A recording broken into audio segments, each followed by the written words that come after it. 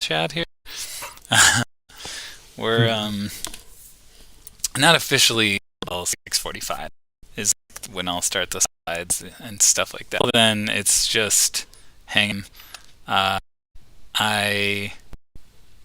am about playing some music, because that's been popular in the past. Oh yeah, I guess nowadays you have to use music from Twitch, I guess. I don't. There's a software, let me check. It's called Soundtrack by Twitch. Soundtrack by Twitch.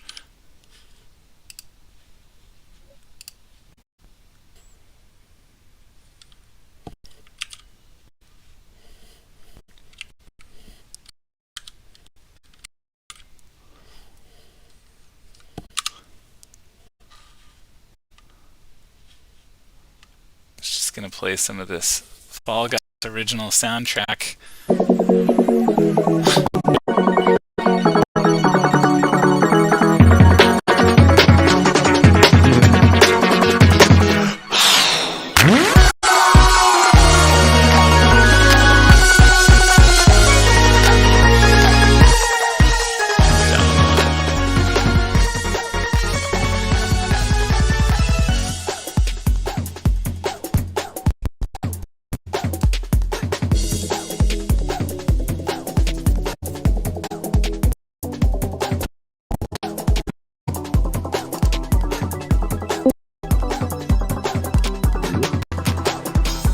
Hello. Hey, Zach.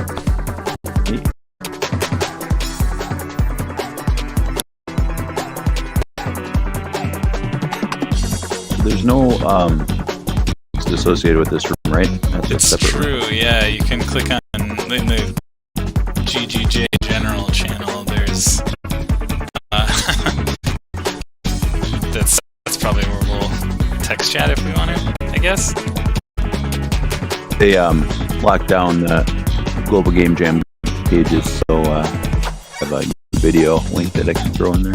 Oh, yeah. I had not even thought about that. Like, so the entries are set, you're saying? I'm gonna bug them to throw a couple things in there, but yeah, it's very unintuitively. Lets you hit the edit button, and then there's a tiny message that some programmer put somewhere on the page that says that games are locked, something like that. That's it. Wonder if they have a lot of problems with like people wanting to delete their entries. No. I think they probably have to go comb through them too and yank that complaint. So it's nice to have a stationary target. I have no concept of how my levels are on Twitch stream. I'm gonna switch headphones real quick and see if I can tell. Be right back.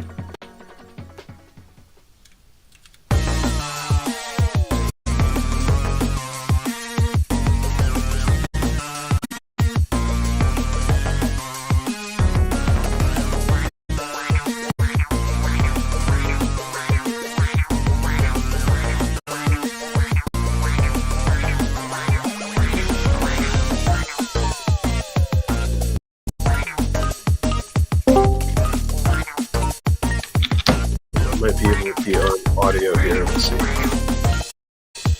Hello. Hello.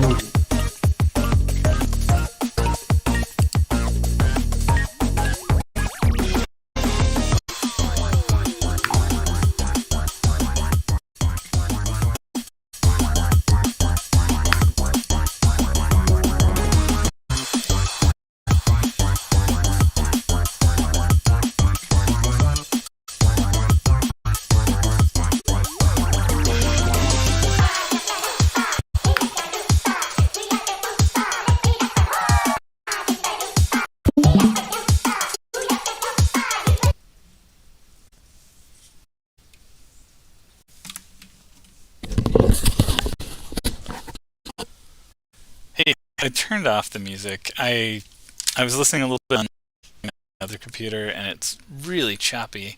I don't know if that was mouse, and if so, guys. Hmm. We were listening to the Fall Guys soundtrack, which is amazing. I've never even played Fall Guys, though I've heard it's also fun. But I don't think it was worth it.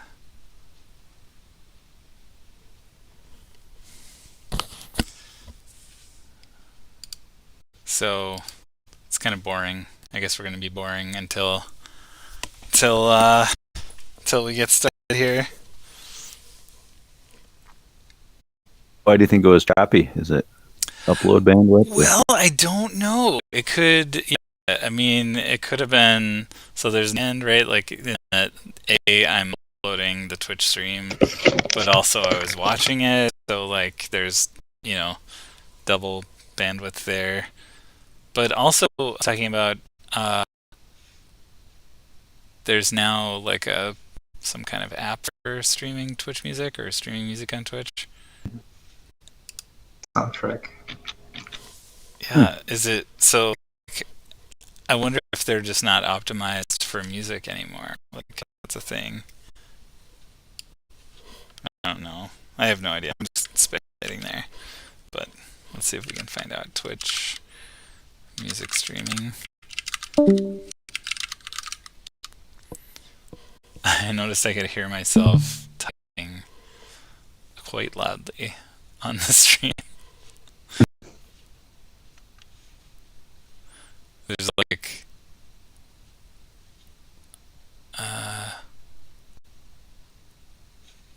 yeah, it's like so sound is this like is a like a well, it's a tool made specifically for Twitch creators to feature licensed music with their live streams, while also creating a new way for musicians to be discovered by the Twitch community. So it probably has nothing to do with the technical limitation and more to do with it's just another venue to push licensed music. Maybe. I don't know.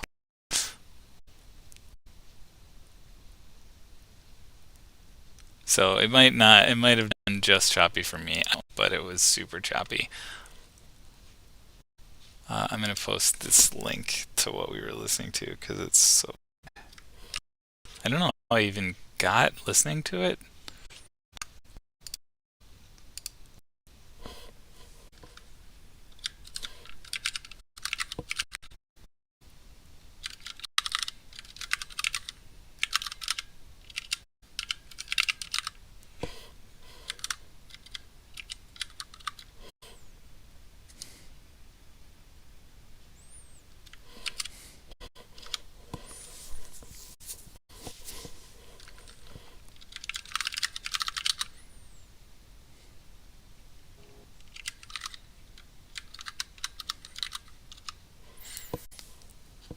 I think I was linked to a different soundtrack, and I was like, what else has this guy done? And was like, wait, he did the Fall Guys soundtrack?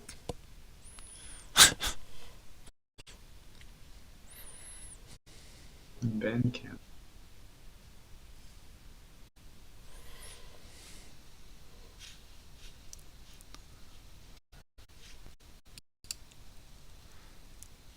So as usual, like so many trying to just get the like window to show correctly in the stream.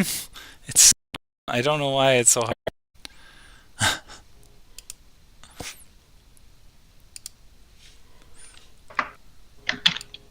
I'm gonna fiddle with it some more since I'm not doing anything else.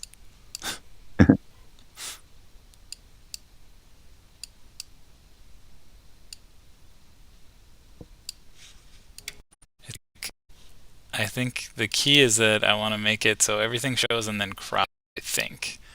But I'm not even sure if that's true.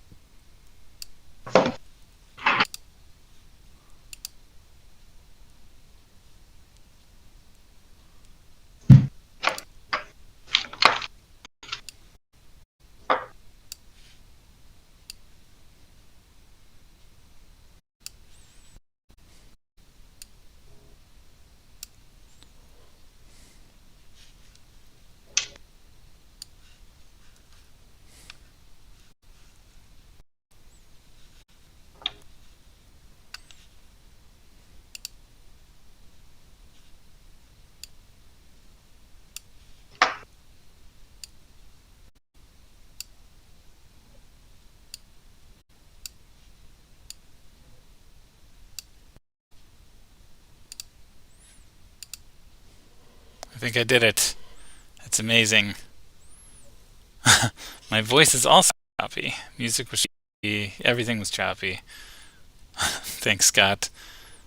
If you want, Scott, and everyone else who's listening, you can join us in Discord.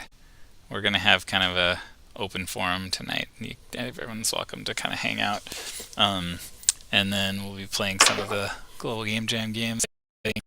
The folks that made them talk about them. That's the plan for the evening.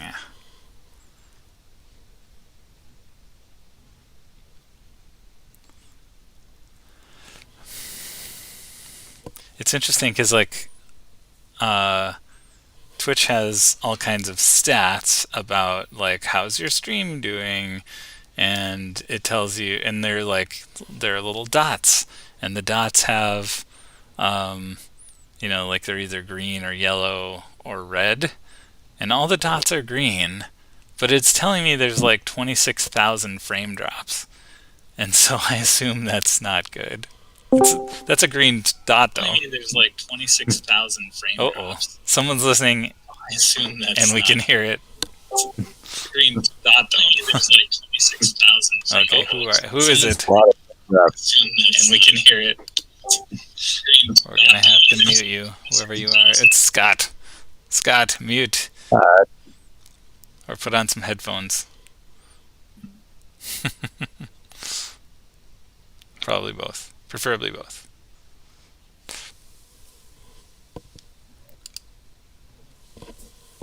So you want less than 26,000? Well, it's only going to go up. I assume it's counting.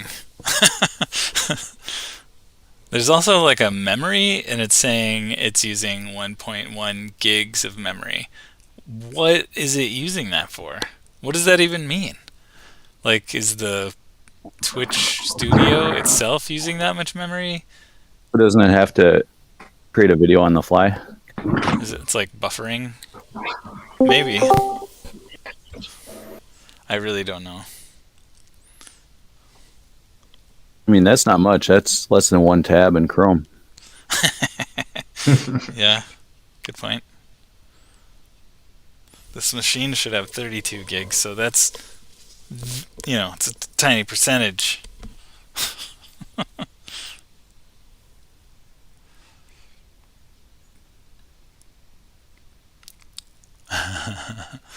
Calculating the airspeed velocity of an unladen swallow. Maybe. Who's playing any good games this month? Zach, do you ever play games? Do you have any time to play games? I got a new Xbox. I've been wasting all my time on that, but did you get the Series X? Of course. Yeah, I got one too. I never bought an Xbox One, so I felt like it was time to get with the current generation. There's not any super showcases of the hardware yet, but it is the best Xbox One that's ever been created by far. Yeah. It'd be good if it wasn't like the back step. They come out with the Xbox One and the Xbox like 3/4. Well, they're coming down from 360, so it's quite a ways. That is true. What have you been playing on it? Did you buy or did you subscribe to the Game Pass? Yeah. I did the 36-month Game Pass. What? Is it? Do you get a discount for doing that long? They had that $1 offer for Game Pass, but if you had Xbox Live every month converted to Game Pass as you did that, Yeah. so I bought an extra 2 years of Xbox Live and then gave them $1. Nice. 36 months of Game Pass. That's almost 3.1 for 159 months of or years of Game Pass. Yeah. I was kind of worried when they did it, but after they said, well, their titles will come out on Game Pass, it'll easy pay for itself. And they bought Bethesda on top of it. Yep. Yeah, I've been playing Ori and the Will of the Wisps on there. Yeah, that really shows off TVs. It does. It looks really good. I think it might be the most beautiful game I've ever played. Yeah. It's a cool game too. I mean, it's not like difficult. It's a nice platformer, 2D platformer.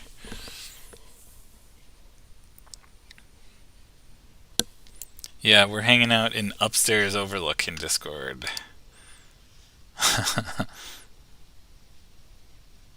But also, Are we all on the stream? yeah, everybody who's talking in here should be audible. Do you got a 5-second censored dump button when we start swearing? Nope. I'll test it right now if you want. How could you be so irresponsible? How could I? Drat. I don't know. Do we have any sort of? I don't know if. Do we have a conservation of Scott rule in the upstairs overlook? Do me or one of us have to leave? There can be only one. Fight to the death.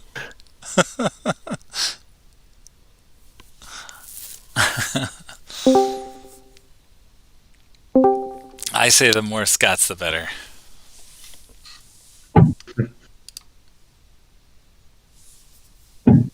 I don't know. The other thing I was playing on Xbox for a while, although I've kind of tapered off now, is Astroneer, which is kind of a fun. It's almost Minecrafty in a way. Like it's a crafting,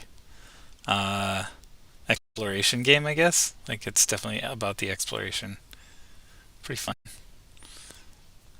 You have to dig your way to the center of the planet, and then you find out there are more planets. Like inside the planet?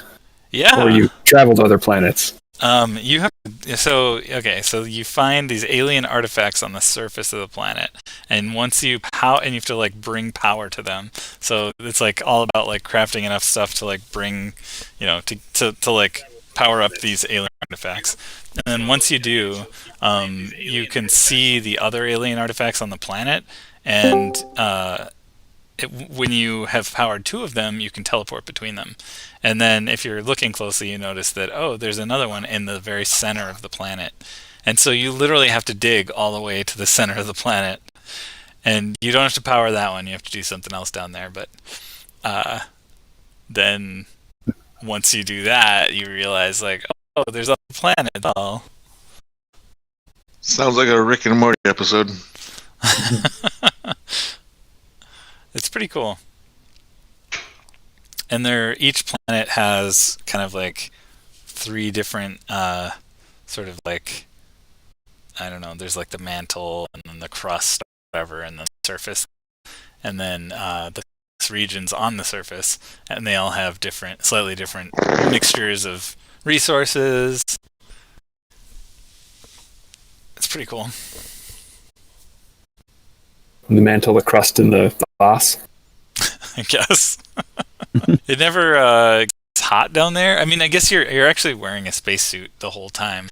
So the planets have whatever your preferred atmosphere is. So you don't even know if you're human in the game. No, you don't have a face. You do. You are bipedal. But one of the other interesting aspects is that you can only breathe next to your base, and so then there's these like tethers that you can make, and the tethers like roam farther and farther away from your base. You have some oxygen, survive for like a minute to maybe it's 3 minutes or something away from your tethers, but eventually you end up with like a network of tethers all over the planet if you're, going completion.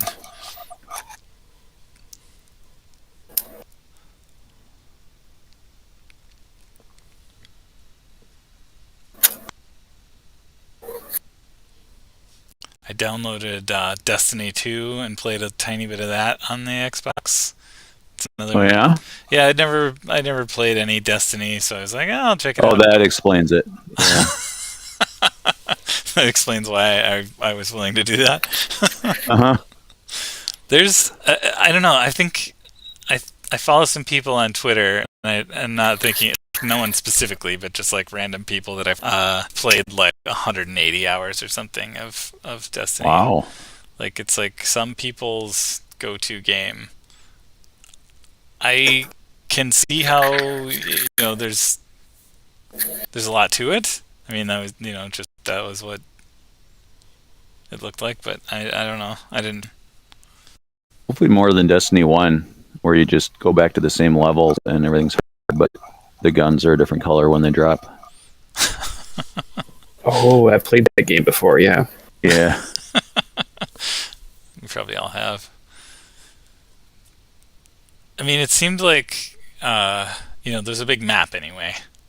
I don't know how different it is, all the stuff on the different map parts, but I guess to be fair, I was happy with, I don't know, call it the first playthrough of Destiny. Had a good story, had good cutscenes and voice acting, and then you just went into grind mode on the same levels.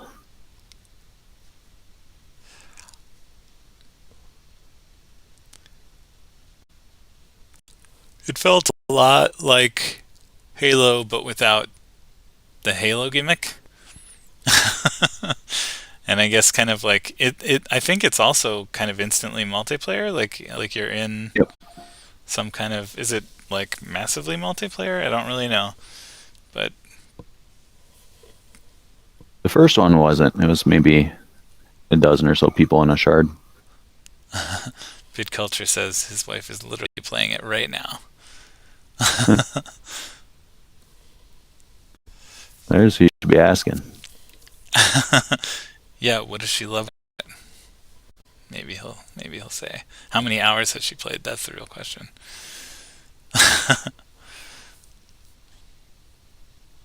Oh, the other thing I downloaded. I'll just keep talking until someone else chimes in. But I also downloaded, and we've been playing a bit of Deep Rock Galactic, which is another mining game. But it's like it's kind of it's definitely meant to be multiplayer. So I've been playing it with my friend Angela, and I think we've only played like 3 levels or 3 missions so far. But basically, like, you go in and you're in this. They're kind of weird levels, and I don't know if they're randomized or if they're the same every time or what. But I mean, the one that we were in, like, we couldn't figure out where to go, but we had like a directional indicator, so we just dug through the rock until we got there. And I don't think that's what we were supposed to do, but it worked. And, you just have to mine enough of this stuff, and I don't know if later there are probably levels that are totally different. Who knows? But so you're just kind of like reaching your quota, and then there's like 4 different classes you can be. So I thought at first it'd be a little bit like Team Fortress or something, because like one of them's an engineer and it's like the the kind of main attack class, whatever it's called. But the classes seemed really difficult. I think I tried to play a scout and just got slaughtered. But I was playing by myself at that time, so I'm not sure if it was just because there weren't enough of us. He says, we play together, which is a big part of it, but she's a lot more dedicated than I am. I usually give up about halfway through a given session once it turns into an obvious Skinner box. I think it really is just like a thing that's really fun to do together? Question mark. So, yeah, I mean, that's actually why I downloaded it. It was the same friend that's playing Deep Rock Galactic with me. Was like, she's played, I don't know how many hours of Destiny 2. So she said that was another one she'd play time.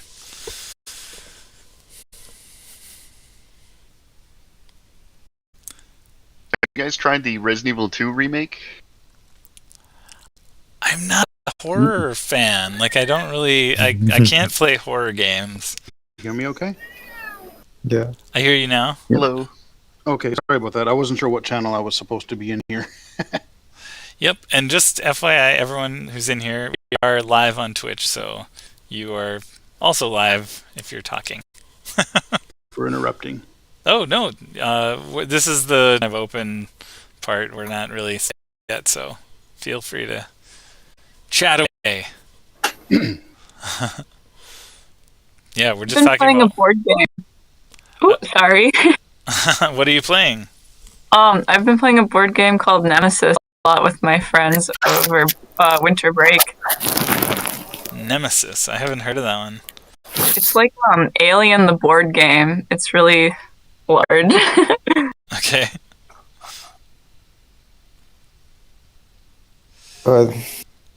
I'm gonna look it up right now. I'm a big board game guy. I've been actually checking out some PS5 stuff. Ooh. Ooh. What are I you, gotta what are tell you you playing? that controller and the free game that comes with that Astro's Playroom is pretty incredible. I haven't heard about this. Say more about the free game that it comes with. Well, they had this Astrobot thing for the PlayStation VR, which I'd never. Yeah, tracking game that comes with the PlayStation, and it's really it's kind of a combination. It kind of combines the showing new technology of the both graphics and everything, but then mainly the controller, because there's some just insanely cool like.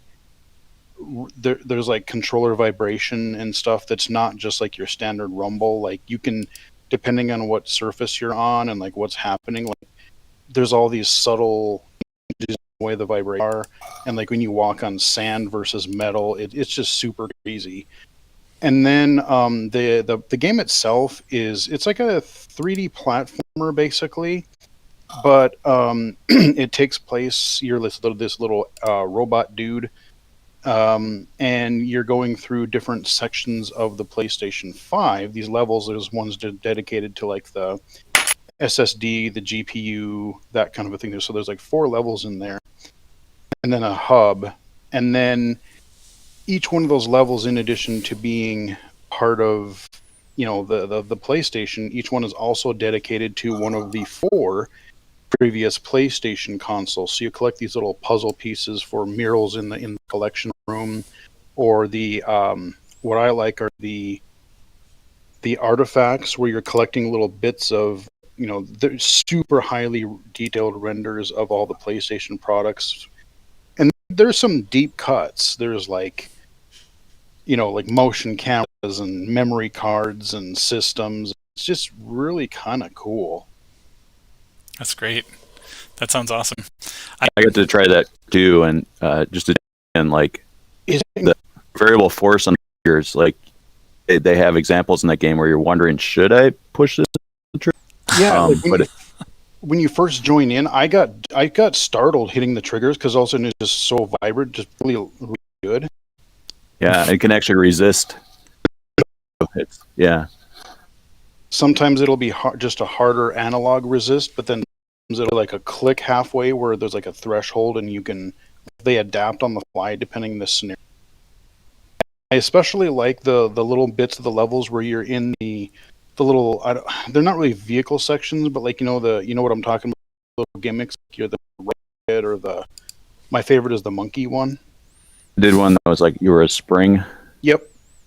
That's really confusing. Yeah, those are the ones that really show it off. Those are really cool. I think the monkey one's my favorite. Where you're using the climbing mechanics. What's it called again? Astro's Playroom.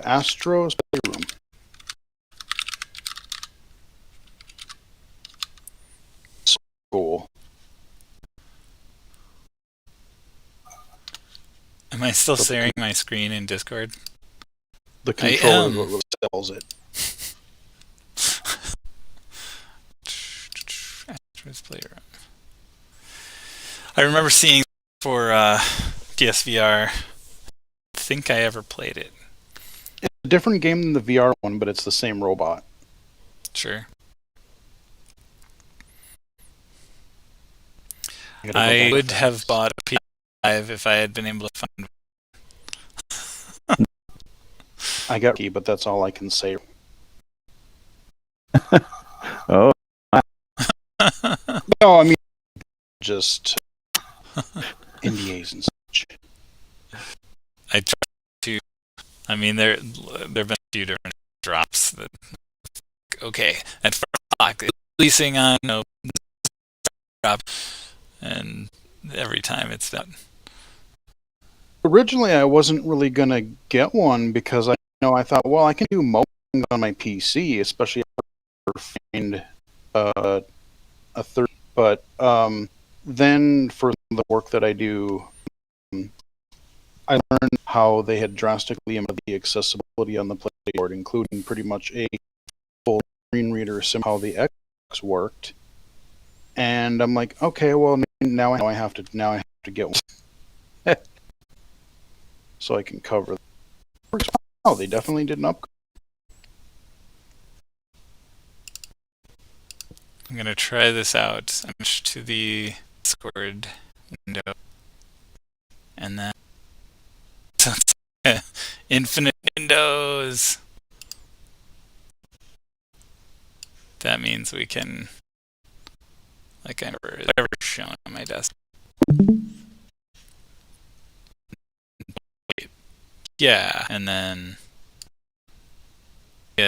someone else shares their window.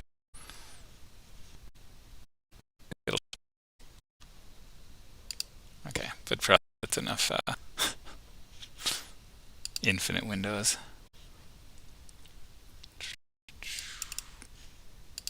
is that what you're going to do during the presentations of the? I think Jim so. game? Although I probably want to get rid of my own up there. But Nah. yeah. This, everyone can see it right now, so I'll show off. This is the Twitch studio, and you can tell I have no idea. These are all like different like scenes that I've tried to set up. This main one I don't think I need at all. It's just this wavy window. Here's a nice little be right back. That's probably the only one that we actually use. Like, I wonder if I can just delete this. I'm sure I can. Oh. What happens if I delete it while I'm looking at it? Oh. Yeah, so this one is just, this is actually the one that I'll probably do, but I need to change this to the other Twitch, or the other Discord window, rather. And then, like, the crop is all weird, like...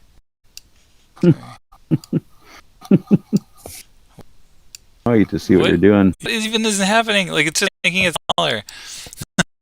Like, okay, so if I just get big again, and then I go up here to this crop, this is what I actually have to do. It's so confusing. And then what's weird and like even more confusing. Let's get out of my bar here. Also, this is my whole desktop. That's so confusing. Shouldn't a crop be to a certain aspect or a certain pixel size? Well, so then I have to, like, I've cropped it, right? So now I have to make it full. Like, yeah, exactly. Yep. So now there's that, but that's not what we want anyway right now. So totally dumb. I do like, I basically can't avoid infinite windows right now. There's just everywhere. So you didn't have a PS4? We'll click through something accidentally. Because I would need to get, or I was thinking I would want the adapter so that I can use my PSVR with the PS5 when I do finally get it.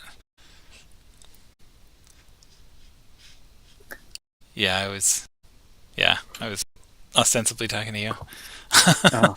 I have a PS4, but I never had a PSVR. Got it. Yeah. I already have a Rift and a Quest. I figured a third was a little bit over. Oh, you can't have too many VR systems. Oh, I need room.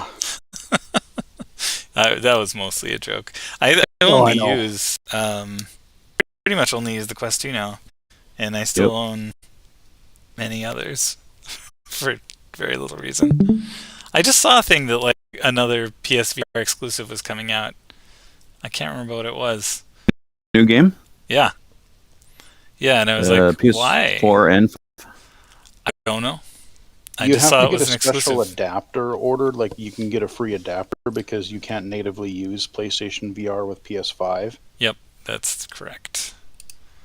It was free for a while, and I don't know if it still is or what the deal is. I'm kind of thinking within the next year and a half or so, they're going to wait till like systems actually become available, and they're going to probably have another VR headset for PS5. So if anything, I'll wait. I'll be curious. I don't know if they will or not. I mean, it was fairly successful, I think. Yeah, As as long as they ditch those Move controllers, because God, those things were bad when they started. Yeah, it's interesting. I mean, I think the optical tracking system for it just felt really sluggish to me. Like it kind of, you your head, and then it felt like there'd be a good like, I don't know, tenth of a second or something, some perceptible amount of delay before it would Does happen. anyone know if there was ever? I know they had at least a year exclusivity, but I don't think it ever happened or there was a hack. The main thing I was jealous about is I wanted the PC version of Resident Evil 7 to support VR. But that was a PlayStation exclusive. That would be insane. I think there are a ton of PSVR exclusives. Well, Still, no, there are, but I wanted, because I have the Resident Evil 7 on PC, but I wanted to play it with my Rift. yeah, sure. I'm waiting for that. Want to play Resident Evil 7 on my PC. Yeah. I don't know anything about that game. It's pretty nuts. You got these like redneck people. Welcome to the family, son. Catchline they got there. Pretty crazy. I downloaded. I haven't played the. There's the Resident Evil Village demo for PlayStation. I haven't downloaded that yet, or I've downloaded, but I haven't played it yet. Okay, nobody told me that we were past 6:45. All right. What's the deal? I'm just not. I don't know what I'm doing. That's what's going on. Okay, let's just get started. This is a meeting now. It's official. Here we go. So I think everybody who's watching probably knows the drill, but for posterity, it's the February 10th. That's what we're doing. That's the date we're on, I guess. This is the EA Twin Cities chapter, and this is our monthly meeting.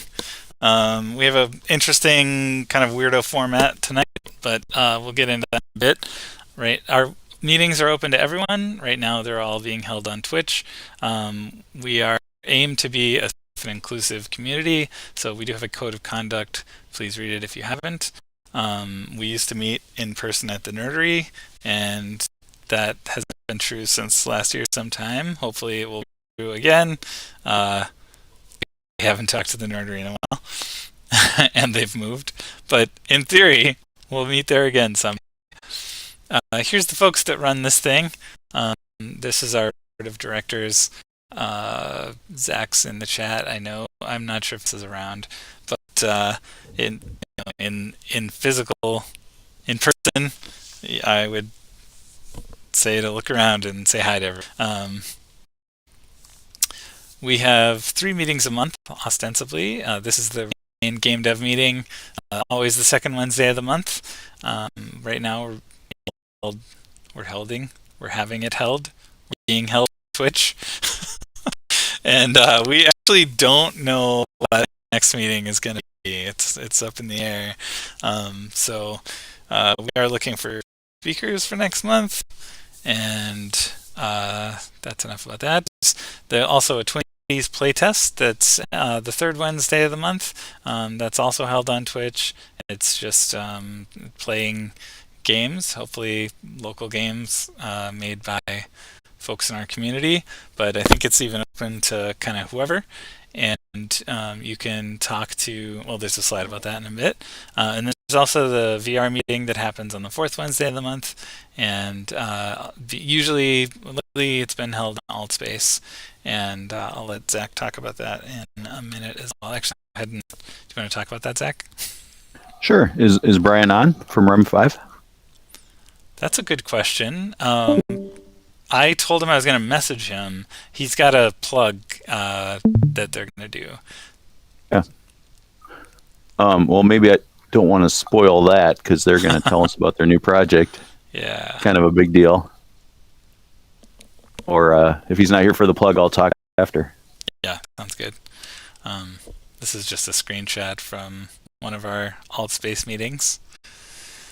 But yeah, it's been pretty fun meeting in Altspace.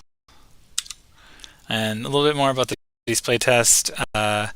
You can join as an attendee and just watch the playtester and actually play the games, or as a developer if you want your game to be playtested on stream. Basically, for either of the two interactive ways to involve yourself, you should contact either Peter Yang or Mark Leroy. And their emails are right there. These slides always, by the way, are available at tinyurl.com/igdatc-slides. You can see the URL there on the bottom, but you can always go there and click through links or whatever. This is just a slide about our website that I haven't updated. Rather, I haven't updated the screenshot of our website because it doesn't look like this anymore. I think it's been 6 months going on at least now that that slide has not been updated, and I update these slides every month, but I forget this one.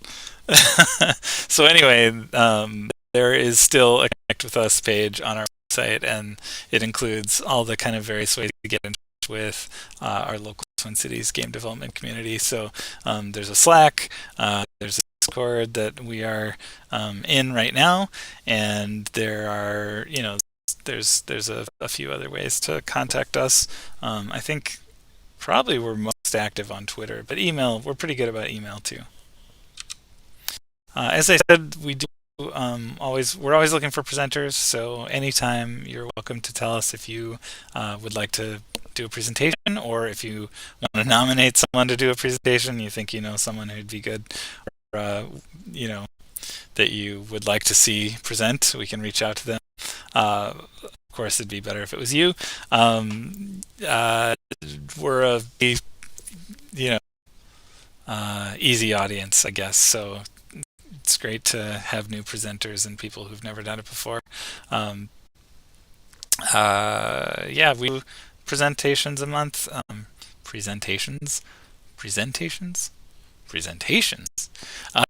There's kind of a longer one. It's kind of the main presenter, and then a shorter one that's 15 minutes or something like that. So both are great for first timers.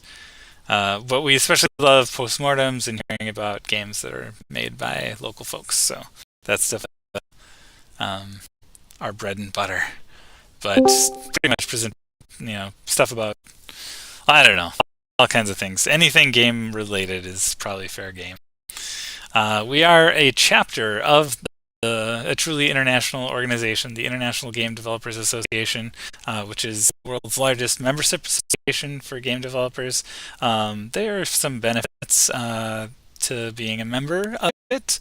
You don't have to be a member of it to come to our meetings, but you can. And if you are, you should tell that we are your chapter, just for counting purposes. And there's also a feedback survey going on right now. I think it's been going on for a few months now, but they're still pushing it. So if you want, you can fill out this chapter feedback survey and tell them how much you love us or how much we suck. I don't know. Either one's fine. This slide is kind of unimportant, but it's just saying that we're still experimenting and trying to figure out what we're doing on Twitch. So we'd love to hear feedback about that if you have some. Although who knows if we'd take it? I mean, we would take it. Who knows if we would change our behavior? I don't know. Anyway, so in person, we always ask for plugs and announcements. Tell us what you're working on, what's coming up, like what other conferences and meetings and cool things are going on. We don't. There's a community calendar where, in theory, those things get posted. In practice, no one's posting on this right now. I think hopefully once the pandemic is kind of a little bit, once that's done, then maybe this will be relevant again. We obviously also want to hear anything in Twitch, like just in the chat. You can, post about, what you're working on or anything, and we'd love to, highlight cool stuff. Yeah, I hate that this thing pops up over the top. But also, if you're like looking for work, you're looking for people to collaborate with, you're looking to hire people, we want to hear about that kind of stuff too. And Slack is another great place to post that kind of stuff. It's more asynchronous messaging. So we do have one plug tonight for the REM 5 Minnesota Twins experience, and I meant to put the YouTube link in here, but we could just I've got it. You've got it up, or Yeah, you I put it in yeah. GGJ General, but that's not exactly the right channel. Where is the appropriate channel? Well, good question. I mean, Events. Yeah. There's an events chat, isn't there? Events info. Here we go. Yeah. Maybe. But so what I've got to do is figure out how to make it stream that channel. So let me just real quick to go over there. No, it's to that channel. I don't have permission. Oh, nice. I'll put it in a GDA event chat. I think, yeah, I was just going to say, there's a general event chat that is probably the right one to do. Here we go. Can we do this one? No, it doesn't. You know what? Also, the weird thing is that Twitch chat or Twitch streaming software does not like Firefox for some reason. I don't know if Firefox is like too private or something, but I have to like open. I keep Google Chrome for this reason.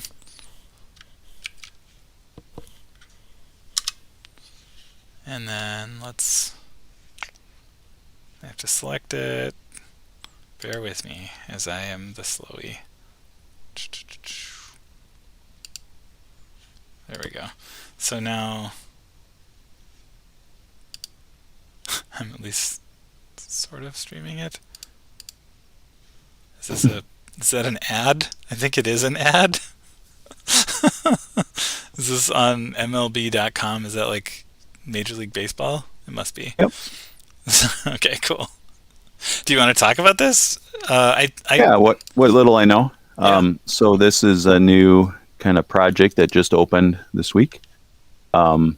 It's an online, I guess Clubhouse would be the best way to describe it. And uses WebXR technology, which allows you to attend in VR, but you can also attend on any device basically with a modern browser, a phone, iPad, laptop, what have you.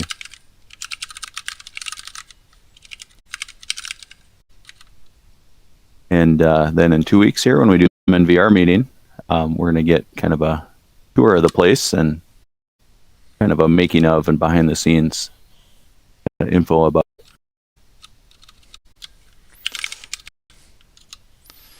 Yeah. There's a YouTube. Should I play this video, do you think? Yeah, when you opened it. Oh, okay. You run it again. Did open the YouTube? Because the YouTube is pretty cool. Is it the same as the YouTube? Who knows? Oh, I can get one. I don't hear music though. I don't know if because I turned it on. We'll just start it over.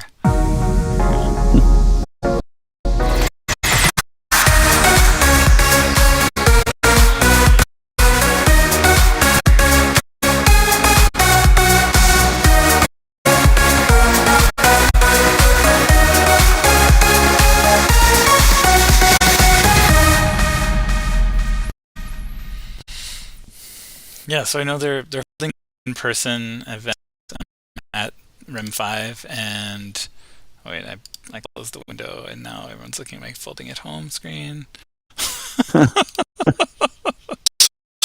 Yeah, it's really. That's why your stream's choppy right there. Right well, you notice it's off. It's off. I'm smart enough to do that. Okay. Back to this screen. In saying, I don't know. All right, so I did ping Brian from 5, but it was pretty last minute. So I don't know if he's going to show up. Oh, I'm ready. So yeah, so let's talk about what we're going to do this month, which is we're going to do some for the Global Game Jam games. So let me. I had a window with that up. Where did that go? Let's open it again.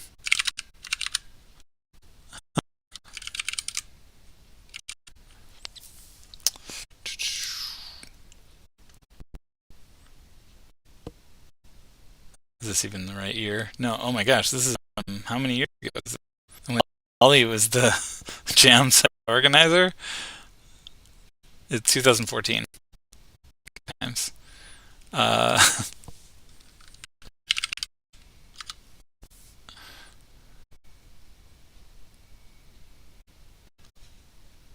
course, now my carefully curated aspect ratio is completely off. Wait, this is also what is happening? That was last year. I think this here 2021. Okay, so we can go all the games, and I think I need to just no. Now I've messed it up. I'm gonna have to play with my screen settings again here. Good times. Let's do this, and then.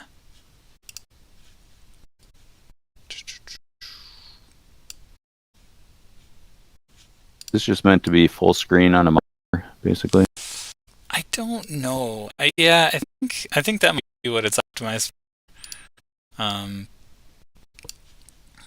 really don't know why it sucks so bad. There, we can get a little bit more. I think that's good enough. All right, so there were, I think, FUS registered at the end. I guess that was on the previous page. Yeah, 1 jammers registered from the city, and some Iowa, or some of them at least are in chat with us, and then 15 made. So pretty good showing, I think, this year. For being the first kind of year it was online. So I wanted to see if anyone's here from that team and wanted to talk about their game. So let's talk about Amazing. Is anyone in chat and work on this? So either I think we have in chat, right? Yeah. Oh, I guess you got me. Yes. Yes, you're here. Yeah. So tell us about this game.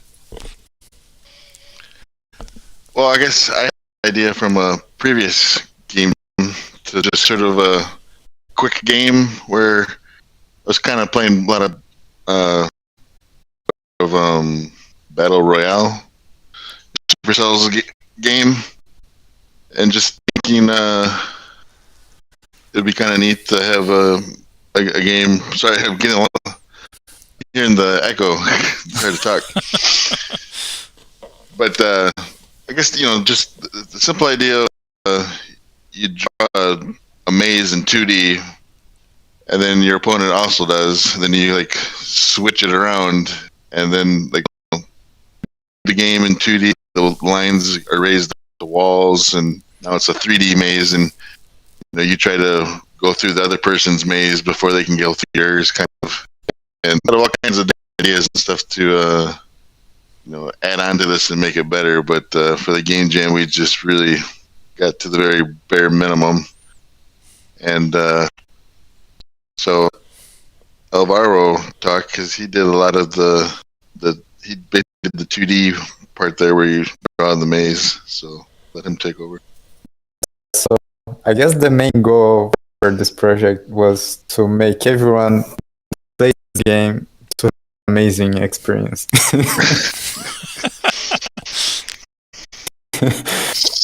So that part. So it was pretty fun. I mean, like the 2D part for you to create the maze was basically just a tile map where we had to add tile maps on it, and whenever you click on it, you just your maze. We used the God engine. We had to. I mean, at least I had to learn of it because I never used that before. And yeah, I mean, I learned a lot by developing this project, and I guess it finished up well. It had a working game. Kind of the only that was to tell the others that they lost. That was me. But other than that, everything went well. Player worked on local networks, and yeah, basically. So so I was just going to ask about the multiplayer. Like, did you use some kind of package for that, or how did you do that? The built-in high-level multiplayer in Godot. It's based on eNet, I think. So they have a wrapper for it. It's pretty high level, but so it was pretty easy to use. We were trying to get port forwarding set up and had a lot of trouble getting it to work over the internet, but it worked on the LAN just fine. But overall, you can see that I look at a lot of the other games and their web pages, and looks like we had a lot of artists in the game jams because there's a lot of cool looking art, but you can see we just had 3 programmers. So that's another thing about this project. It was kind of fun to program and had data structures and stuff, but really low on the artwork. So still looking to find some artists to work with. It's a fun game. I mean, that's a fun concept for a game. So just wait till we get into more Inception stuff. We're thinking things you could drag and drop into the map to either or hinder your opponent or to help out yourself, including maybe things that teleport you to a different part of the map, or Inception. Inceptize you or something, where it would put you into a sub maze where you'd have to go get through that maze to get back to the spot where you were currently in. You can think of that multiple levels. Sure. Yeah, there's just a P there, but it was a fun project. So would you say that you are interested in continuing working on this project then? Nah, or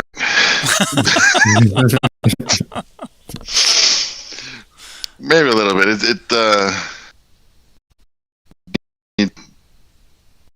I want to try to get it to work actually over the internet, because you can play it. We had the single player mode basically, where you can draw the 2D maze and go through your own maze practice. But to actually play against somebody else, it did seem like it could be fun. Yeah. So I like it a little bit. That's cool. Thanks for sharing.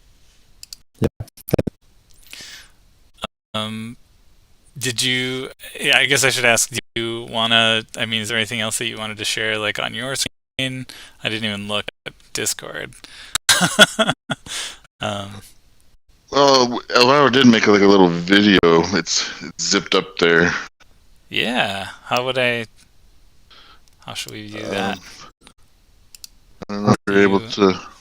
Do you want to? Is that on the page or? Here, you know, I'm gonna Yeah, if you stop. scroll down, right, there should be attachment at the bottom.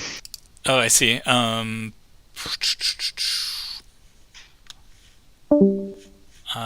Yes, I will look at that. It's So at the end of the game, you just fall down off Is it the this- map because. is it this Yeah. amazing vid? Okay. Yeah. The source files actually has the executable, and executable has the A video. movie. Okay. Yeah. All right. Let's see if I can load this up.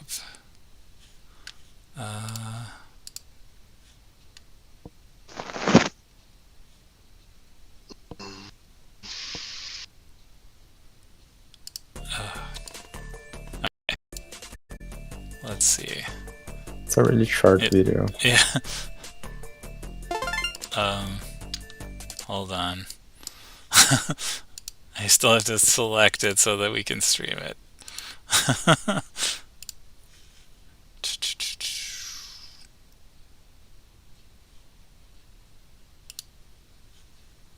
There we go.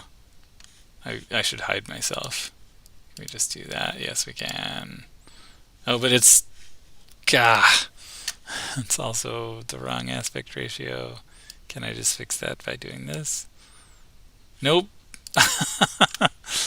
Okay, give me a second. We'll do it. We'll do it the right way. I don't know, all this hype. Elvira, this video better be awesome.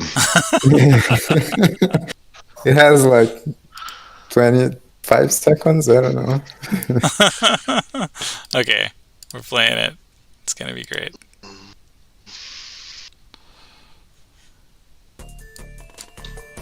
Who did your music? Oh yeah, we added some sound. At the 11th hour. Yeah, so we just draw the maze.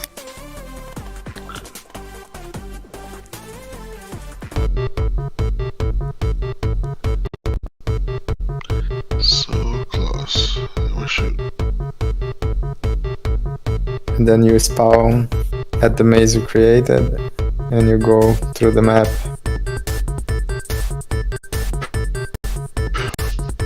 Play with You created. You won! tweak it a little bit.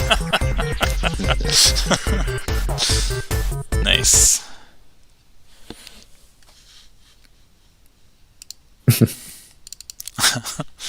Cool. Thanks again for sharing.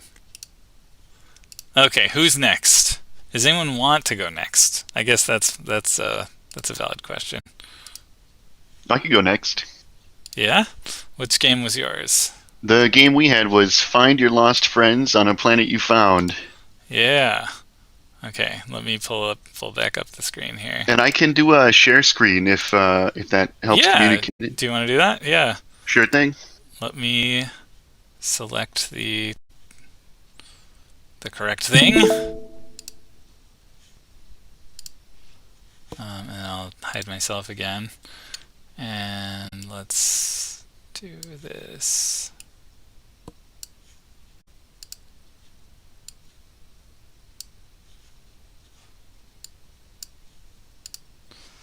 And now I have to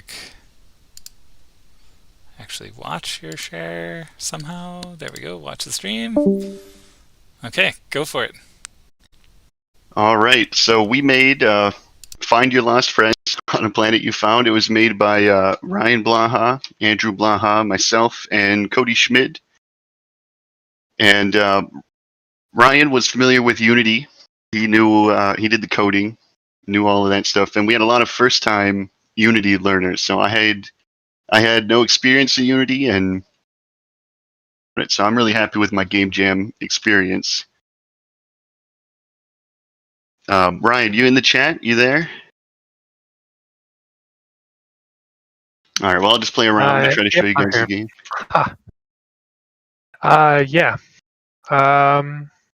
So, yep, I'm Ryan. I did all the programming, and I kind of was a bit of a project manager of sorts. As Eric mentioned, a lot of people, or no one else really had a lot of Unity experience, but everyone kind of had that interest to come in and learn something new.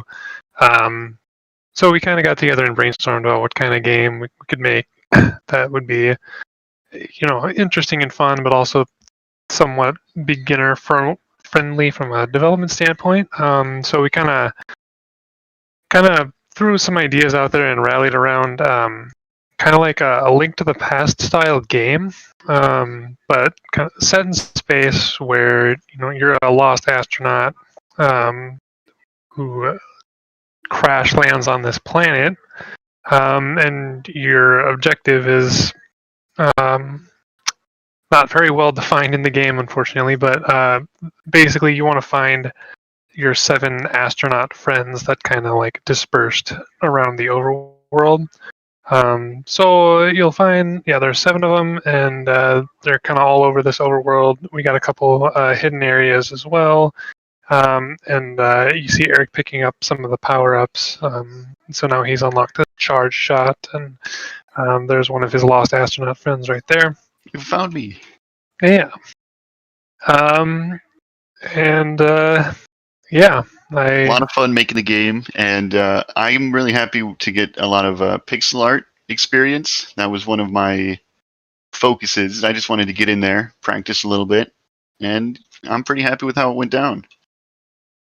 Yeah, I think we were all pretty happy with how it turned out. It was just a ton of work over 2 days. Definitely more work than we anticipated, which I think is common for game jams, where we just kind of overscope. Even if it feels small, it was still somehow too big. But we got quite a bit done. We got, I don't know, maybe like a 10 to 15 minute end-to-end experience if you're starting new. So I think we're all super proud of what we made. Absolutely. Any questions out there? Did you are there? I noticed that you're like going into kind of like, I don't know, houses or whatever they are. Right. Did you like design like kind of I don't know, are they like dungeons, or is it just kind of an open map? We did want to have more dungeons in the game, and we do have plans to continue working on this outside of the game jam. We want to continue working on it, and we just kind of ended up with the metal interior being used for a lot of things. So this is the first dungeon, and it was kind of supposed to be like a classic Zelda dungeon. It's made out of stone, and it feels kind of wet and damp and dreary. And we just didn't have the tile sets in time, so we moved on with the metal interior. Does that answer your question? Yeah, I guess.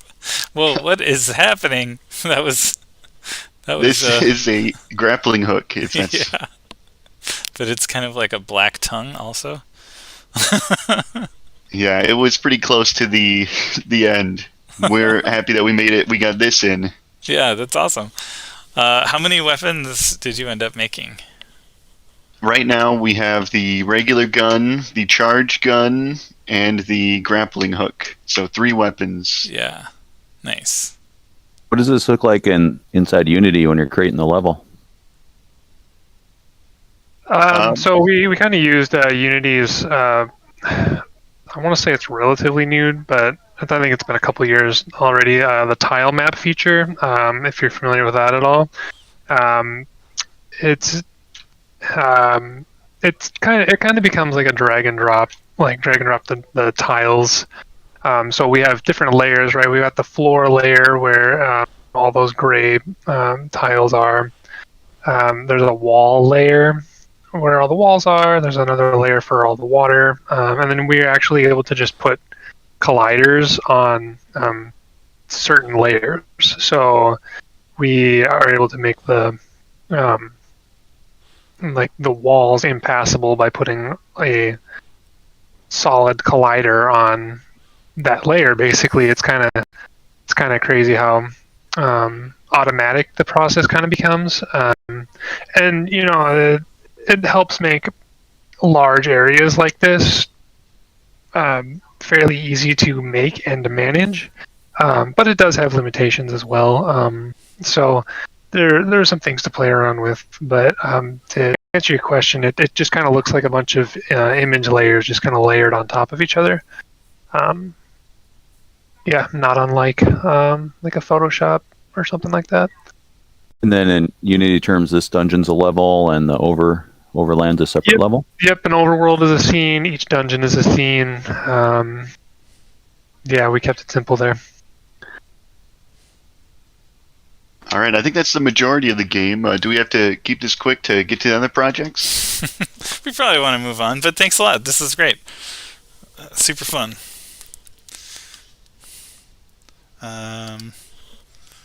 How do I figure out where all my windows are? Here we go. Okay. Does anyone want to go next? I want to keep watching this little astronaut guy. This is my favorite thing to do. Yeah, we definitely invite all to try it at some point. Yeah, that's another question. Is do you have an executable you can download from the Global Game Jam site? Yep, on the Game Jam page you should be able to download. I think it's just called Build 3, but you can download it, extract it, and then there's like a little exe in there, and you can just double click that, and it should run. No installations necessary. Nice. Yeah. All right, who's next? Otherwise, I'm going to go back to the page, and we'll just keep going through them. The page it is. And oh man, it's all messed up again, as everyone can tell probably. Okay, let's. Okay, so that one was called. Remind me again. Find your lost friends on a planet you found. Correct? I think so. All right, the next one. Yep, you got it. Barty Boy. Has anyone here worked on Barty Boy? I saw this posted. This picture posted. Oh man, and it's cut off in the stream. Let me just fix the screen again. I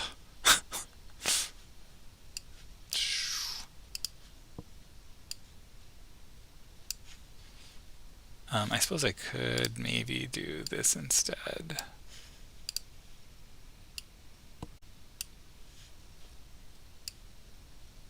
Who knows if this is going to be enough, but no, I messed it up.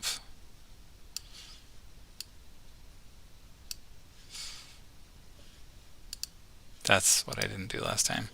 I don't know if anyone can see that, but oh wait, and now it's all tiny.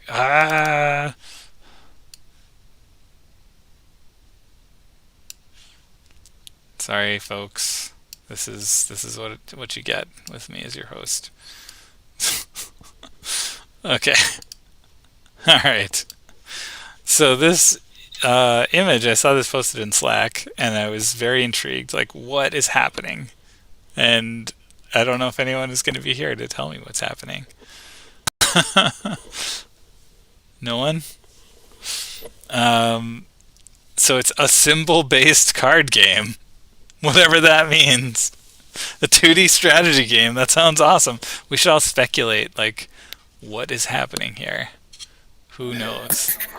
Since it has Bard in the name and there's like symbols on a horizontal rows and stuff, I almost kind of want to believe it's like Mario Paint Music Maker or something, but I'm sure it's not. I see what you're saying. Well, there's a musical like thing here. Right. Yeah. I think it plays like DDR. I think that's where Scott was going. Like that it's a music, like Like these maybe move to the left or something like that. But I want to know what all these cards are for. Like what? How does this work? Like, does this mean, like, is this moving or is this moving? And how do you make the symbols? So many found questions. the game. So many Now questions. lose your mind. Yeah. Anyway, it's fun to speculate about. There is a download link, so we can see how far they got. It's made in Unity, but I don't think we're going to go that far. Okay, well, if no one's here, Zach, you'll have to tell me about it later. Okay. Scott, I know you're here. What? Who told you that? In name. Tell us about Blockade. So this has nothing to do with theme. I decided that I just wanted to make a game that I'd been thinking about for like a year or so. It's basically a rip-off of letterpress with symbols and like set matching instead of words. And I made it for the NES because, I don't know, that's a thing that I like to do, and it sounded like more fun than doing it for something else. So, yeah, basically, you want to click the web link, Martin. You know how to play it vaguely. Like you could pull it up and I can talk about it. Yes, it is up. I forget how. Like, what are the buttons? Tell me what the buttons are. Return for start, and then S is A and S are the buttons, but only S does something. So basically, there are 4 symbols and 4 colors of all these tiles in the grid, and the idea is you're supposed to make a match that is a matching color but all different symbols, or a matching symbol but all different colors. And so it alternates between like the blue and the green players. It's basically a board game for the NES for reasons that don't make any sense, but that was what I did. So like. Uh-oh, I may have messed it up. What happens if I make an invalid match? Oh, wow. It's fine. It'll just raise the tiles and you can select new tiles. It's sort of confusing because I think you're like a few seconds behind what we're talking about or something. Anyway, and then after you make your match, it replaces the tiles, it shuffles them out with some new ones so that the next player can't make the same match. And the idea is you're supposed to kind of create a blockade, I guess, a area of tiles that you sort of locked off. Like there's not any on the screen so far, but once you surround all 4 edges of a tile or at the edge of the screen, it'll lock a tile so that the other player, when they use it to make a match, it won't. They can use it to make a match, but they won't be able to turn it to their color. So it's sort of a strategy thing where you're kind of like fighting over areas of the board. So there's an area component to it. It's not just like a grid of tiles because you need to have a grid of them. You need to show them on the screen. And that's pretty much it. And then the game is over once all the tiles are used up, and whoever has the most at that point wins the game. So, so now there's some ones in the corner, those blue tiles with the circle on them. Those are locked, so that the other player, they can still use them to make a match, but they won't be able to flip their color. I didn't really make a lot of progress on it. It was just me working on it. And so I got the game working, but I didn't have time to make any AI for it. I was hoping to get like some really simple AI that would be able to play the game, and so you could play it single player. But as it is, you have to play it, against someone else, or 90% of the game so far has been played, me playing it against myself, or Martin playing it against himself, like here. So I played a couple games with my wife, but that was about it. So it's fun. I feel like I succeeded at what I wanted to do, but it's probably not going to win any Global Game Jam awards, as it were. I don't think there are any Global Game Jam awards, are there? No, but if there were, I would not be a contender. I wonder how have you looked at how many NES games were made for the Global Game Jam?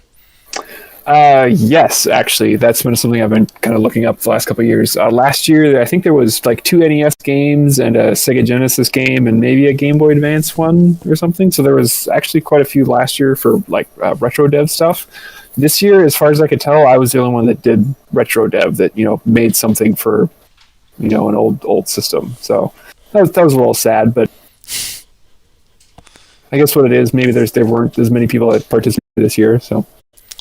Yeah, actually, that's a good question. Do we know how many people there were this year yet? Let's look at see. Yeah, I mean, in the past that was an easy number to find. I never really looked for it. Yeah, they usually actually do like a blog post, and it's like, we did it. It's over, but the fun has just begun. Oh, speaking of the fun just beginning, I do plan to work on it a bit more, at least to get like some AI added to it. I don't know if I'm going to clean up the interface. It's boring. There's a splash screen that you go through, and then the like UI in the game is like white text. That's could use some cleanup. We'll see how far I get with it though. There were more than 20,000 people in 104 countries at 585 virtual sites around the world, and over 6,000 games. Yeah, I want to say that's like a fraction. Like I want to say like last year there was like maybe closer to 100,000 and like 20,000 games or 20,000 teams or something. Maybe not 20,000 games because not everyone actually finishes something. Yeah, I can't remember. I would have to look it up. Huh. Okay, this is kind of fun. There's a bunch of screenshots of games that were made. And we're going through the Minnesota ones. I'm not going to look at this. Okay. Well, thanks for sharing. I think it's got a lot of potential, as you know. I'm a big fan of letterpress. So, this is cool. Next up, what do we have? Buckatar? Buckatar? How do you pronounce that, Zach? What a great name. That is correct. Buckatar? Buckatar. I think Matt's on here. You got a mic, Matt? Maybe not. I looked up the stats. Last year was 50,000 people, 10,000 games. Yeah, I'm here, Zach. So not nearly as many as I thought, but still like twice. Yep. Yeah. So I can get us rolling here. So one of the things that we kind of wanted to do this year, so a lot of us have been doing these game jams for a long time. My first one was 2012. And kind of the socializing is almost the favorite part of the entire thing. Not just for like chatting, but also, sharing the environment, the creativity, getting feedback and play testers, all that good stuff. We're kind of worried about doing it all in 2D like we do all day at work with just screen shares and voice. So we decided to work in VR, inside VR. And as a backup plan, wanted a platform that we could move to laptop if we started to go blind. But that kind of ended up not necessary. And for anybody that's thinking about that kind of thing, the Quest 2 now has enough pixels and subpixels that you can actually work with text. And if you can get the lenses spaced right, which is a little bit of extra effort for some of us, then it's fine. I think our longest day was about 12 noon to 3 a.m. with 2 meal breaks in there. No problems at all. So, so this is a one versus many kind of FPS-like game. And one is the Mighty Buckatar, and he attacks all the hunters with his death buckets, which are one-hit kills, and the hunters fight back with guns. And it's just kind of chaos. I actually have a video link I can throw into the Discord. Maybe you can just open it in Chrome there. That'll be the least amount of fiddling. All right. Find a window for Discord. Oh boy. Event chat. There we go. That's a Twins experience link. Let's try one right here. I don't know what this link is. Just play it. Just play it right away. Here you go.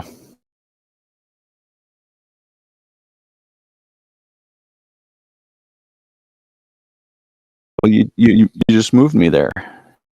Just following instructions. We had Monday, and had a group that regularly goes into Rec Room just to socialize and play games. And they said they'd play test stars. And I said, yeah, maybe 10 or 15 minutes. And it was a full, hour and a half, full Quest battery for most of the people there. It's really nice that the socializing is built in. So as we're trying to fix things, what's happening?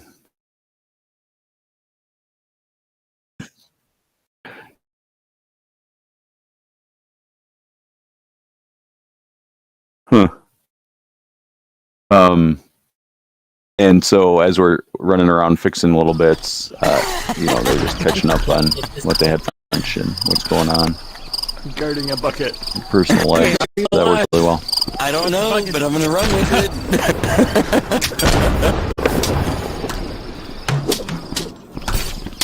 Nice. So they're I can touch buckets. Bucketar, you can see jumping around and yeah, don't touch buckets. No, I outpacing can. everybody. I am a bucket. Are you in there? One kind of really powerful character against a group of I don't believe so. pretty regular FPS kind of characters with That looks great. crappy weapons. Did you just have the one level? Yeah, and we didn't even make that one. We spent so long on kind of the tech and stuff. That's one of their starter levels. If you just want to pull it up real quick and pause it. Yeah, I'm playing it again. Everything you see is made out of cubes. It's kind of shocking. Not the cactus, but all the rock structures are just cubes that were sculpted in VR. So when you say a starter level, like you still sculpted the level, or did you just grab? Yeah, we just grabbed a really big level that we liked and sectioned off an area to make it a little smaller. Got it.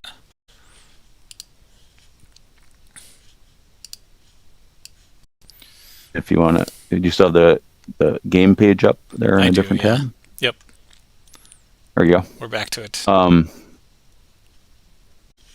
If you scroll down there a bit, we always end up with these crazy themes because we just kind of follow this random path of what's working good at that particular game jam. If you go down to the bottom, on Twitch, I'm just seeing like half of the game stills. If you can go all the way to the bottom. I'm at the bottom. Oh, what do you want me to I'm look seeing at? the delay. I'm seeing the delay. Yep. So that's a picture of about where we ended on Friday night. You can see there's a lot of really careful design going on there. Well, there's a creative vision that drove this project from beginning to end. So we started by experimenting just with the capabilities. None of us were familiar with Rec Room. We had our winter social in Rec Room, and that was just kind of limited to getting people in and out of rooms in pre-built environments. But we wanted to test the physics. That's a costume there that we ended up liking a lot. Not that particular costume, but you can see some iconic elements that carried through. You must have been enthralled by the Pong game where you were the ball. That was one of the things that sold me on actually using Rec Room. If there's a room in there called VR Pong, and it's just this gimmick. One person hits a button and they become the Pong ball, and then the other two people are controlling paddles, and first person gets teleported out in this field that's like, say 1,000 feet tall and a quarter mile away, and then they're just flying across back and forth, getting hit by paddles. But it's this really great gimmick, and everybody that sees it thinks it's pretty fun. So that was one of the inspirations. If we can come up with something that, you only have to play it once, but it's actually fun. Here we were just testing all the different kinds of physics and kind of the different attributes just to see what we had available to us to use. And you see a lot of rings in there, and that's Matt in the blue shirt in the back there. He's carefully crafting his own ring out of cylinders so that we could have a collider that actually had a hole in the middle, because none of theirs do. They're all convex. Even that kind of rocking horse shape that's below them looks like it's a bowl, but you'd set something on top and it just rolls straight off because that side is completely flat on the collider. And so at the end of that night, we decided that the only good physics in the entire place was for buckets. So that became a core part of our design. Nice. And then Shane, who's supposed to be our concept artist, had a birthday party that got rescheduled. They had to go to. When he got back, I had just drawn a picture of I don't know how I came up with the Minotaur part. Probably just because I said bucket something, bucket with bucketar, and drew a really bad drawing. And then he made that costume. And yeah. What else, Matt? What about our creative process?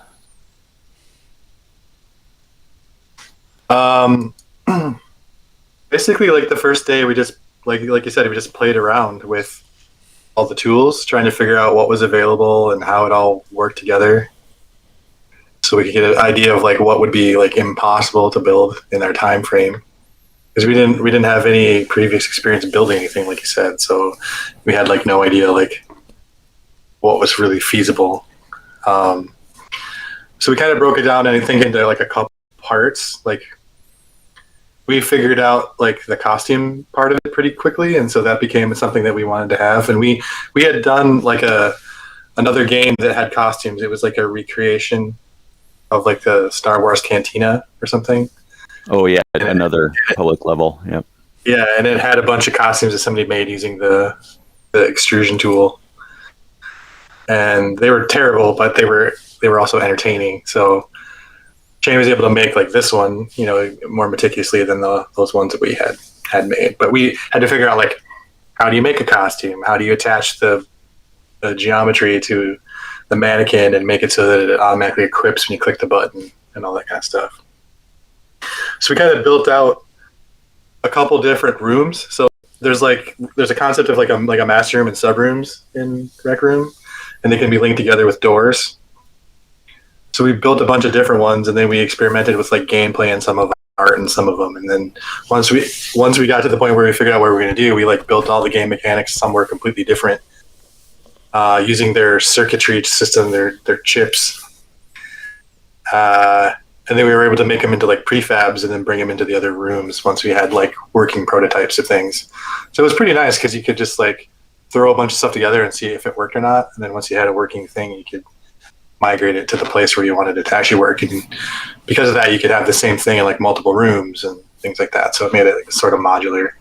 Like we were able to have this cactus, you know, transported between all the different things. And like that bucket looks really simple, but there's like, 20 things attached to it that are invisible that power like what does it do when it collides with something, and how does it figure out who the player ID is, and how does it kill them instantly, and then then it despawns itself back to its original starting point and all that kind of stuff. And the functionality that's there is very rudimentary, so it was a challenge to try and figure out how to make something semi-complicated work with like the circuits are basically like they're integer based, sort of binary. So you can make very simple logic decisions, like, you know, you get the player ID is just a number, 0 through X, however many people are there, and then the circuit is passing that number through itself, you know, to determine what needs to happen. And they have they have gameplay chips, which we were able to exploit, and those can do things like when you make a room, it doesn't have any concept of how to update the scoreboard, or what happens when somebody gets shot with a projectile, or random things like that. And so you have to like wire all these chips together to come up with the outcome of what it is that makes your particular game logic work. How long the round takes, how much damage the weapons do, how do you do scoring. All those things are things you have to put together. And they're not required. Obviously, you can have a room where you're just sitting around. But if you want to make a game, you have to like configure all these things to make it work. And so we have like a scoreboard projector that sits in the water, and it beams up this giant image of the current score for the two teams. And it's basically everyone against the Bucketar. So getting that kind of stuff to work. And then we had like on the starting point, we had like a big giant collider that everyone but the Bucketar goes in. And as soon as the Bucketar clicks the mannequin and equips the costume, it starts the game. And it uses that segmentation to assign the roles automatically so that other people, like all the people in the container go into one team. And then the other player is, because they touch the mannequin and equip the costume, uses that player ID to start them on their own team, give them their own superpowers, basically. Yep. And I'd say the kind of exploring and working as a group inside basically a live physics sandbox was a lot of fun, and there's plenty of things, crazy shenanigans and things that go wrong. The one that happened every few hours was someone accidentally grabs the ground and moves it, and then we all fall through along with all the stuff we're working on. It was amazing. just stuff like that, just crazy stuff, or just some physics going berserk because you put a heavy object interpenetrated with a light object, and it's trying to resolve that. For whatever reason, so you can scale yourself up or down, so that you can work on a chunk of the level as a giant, but they don't adjust the physics. So your collider just pushes everyone through the geometry, and then they fall to their forever. Super awesome. Into the glitching pile of couches in the great beyond. Yep. Yeah, and some of those things, like you're working in a 3D environment. We started with just a little, a gymnasium, a box room, and when you're there and something crazy happens, you just scale your body up, float underneath it and pick up the objects and bring them back.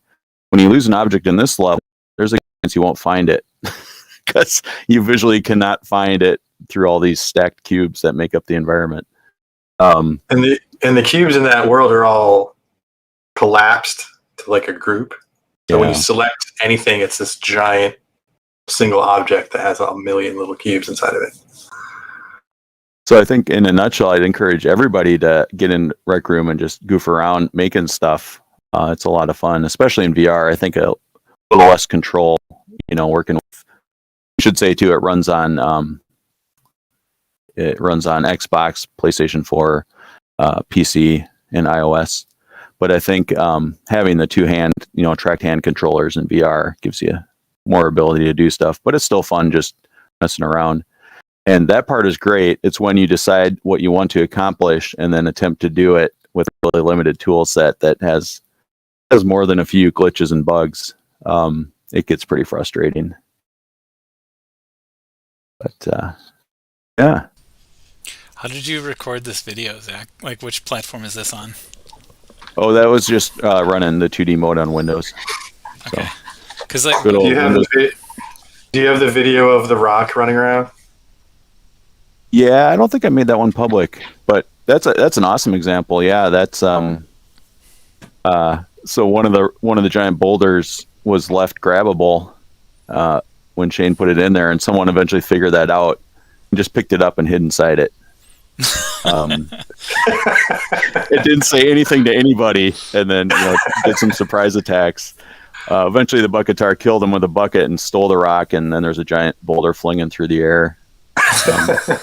Became even more menacing than it was before. So. And the rock sort of acted like armor because projectiles would bounce off of it. Yep. So once the Bucketar was inside of it, he was invulnerable, running around with the one-shot kill bucket, and it was terrifying. What were the abilities of the Bucketar? Just extra jumping height and sprinting speed, and I kind of tuned those so that I wasn't getting sick while we were testing. Because you can push them farther. Matt made a level that was a artless, without art assets, recreation of the Matrix. Jump across 2 skyscrapers thing. And I could do that 2 or 3 times before I just felt sick. But this is tuned down a little bit, and For those not familiar with VR, the thing that triggers all this is your eyes sense motion, like usually along the ground and along your peripheral vision. But this solid color ground does a good job of not triggering those feelings. So it has like a roles system, and you can modify the locomotion based on a player role. So you can increase or decrease the teleport speed or jump height or sprint speed. All those kind of things are settings that are set up by role. So when you start the game, there's like a monster role and a hunter role. And based on the teams, it assigns those roles behind the scenes automatically to grant those abilities. And then there's some roles that do special effects. And so they would be similar to like if you were picking up an item and you wanted them to be able to sprint really fast, like it was a power-up. So you could create a role where when you collided with this, like a power-up icon, it would temporarily assign that role, which would give the movement speed bonus. And then at a certain amount of time, it would take it away. So we did that so that when the Bucketar got shot, he couldn't really be killed instantly by guns. When we added the blunderbuss in this testing, then he basically could get one shot. If all of the shrapnel hit him at the same time, he could get killed. But it was just too powerful for him to get shot and run away. So one of the roles got modified to remove their jump height ability and lower their movement speed while they were stunned. And then there's a bunch of atmospheric effects like the skybox and fog and various things. So we actually had use that in part of the game logic too to control the visuals to make it look like you're stunned and everything turns white. So they kind of had like a visual reason to represent like what was going on, and that was all done using the roles. Yeah, it was kind of this flashbang effect that was done entirely by abusing their environment and fog system, pushing all the sliders to the right. We were originally intending that all the hunters would be in fog and the Bucketar would be unimpeded, so like they wouldn't be able to see where he was exactly. And for whatever reason, we just never got around to implementing that, so it never happened. But we did use it once we had figured out all the mechanisms. We used it for that effect, so it worked good for that effect too. And it worked from player to player too. So if like technically the Bucketar can pick up guns and then shoot other people, and so it worked for that too. Yeah, and some of those were not intended, but were happy coincidences. So yeah, if the Bucketar got smart, he could steal the guns. If the hunters got smart, they could shoot the buckets and knock them into corners where they were hard to find. But if they touch the bucket, if they touch them, you die. So, yeah, that's kind of everything. That's cool. Thanks for sharing. Let's probably should move on. Yep. Let's see, where are we? Oh, not wrong window. All right, next up, does anyone work on Bounce? Online multiplayer game. That was just Shanti, right? I think it was just Shanti, yeah. So he was working in JavaScript. Shanti hung out with Scott and I in August. Pretty much most of the weekend. We were in Discord, just in one of the channels, hanging out. I mean, various other people would float in and out, but Shanti was a stalwart. Another way to think of it was Shanti and I were just crashing Martin and August's channel where they're actually discussing doing real work. I mean, you guys talked about your work too. So yeah, I don't see Shanti in chat. I don't know. Nope. But I think that he was basically just trying to learn kind of like JavaScript multiplayer stuff.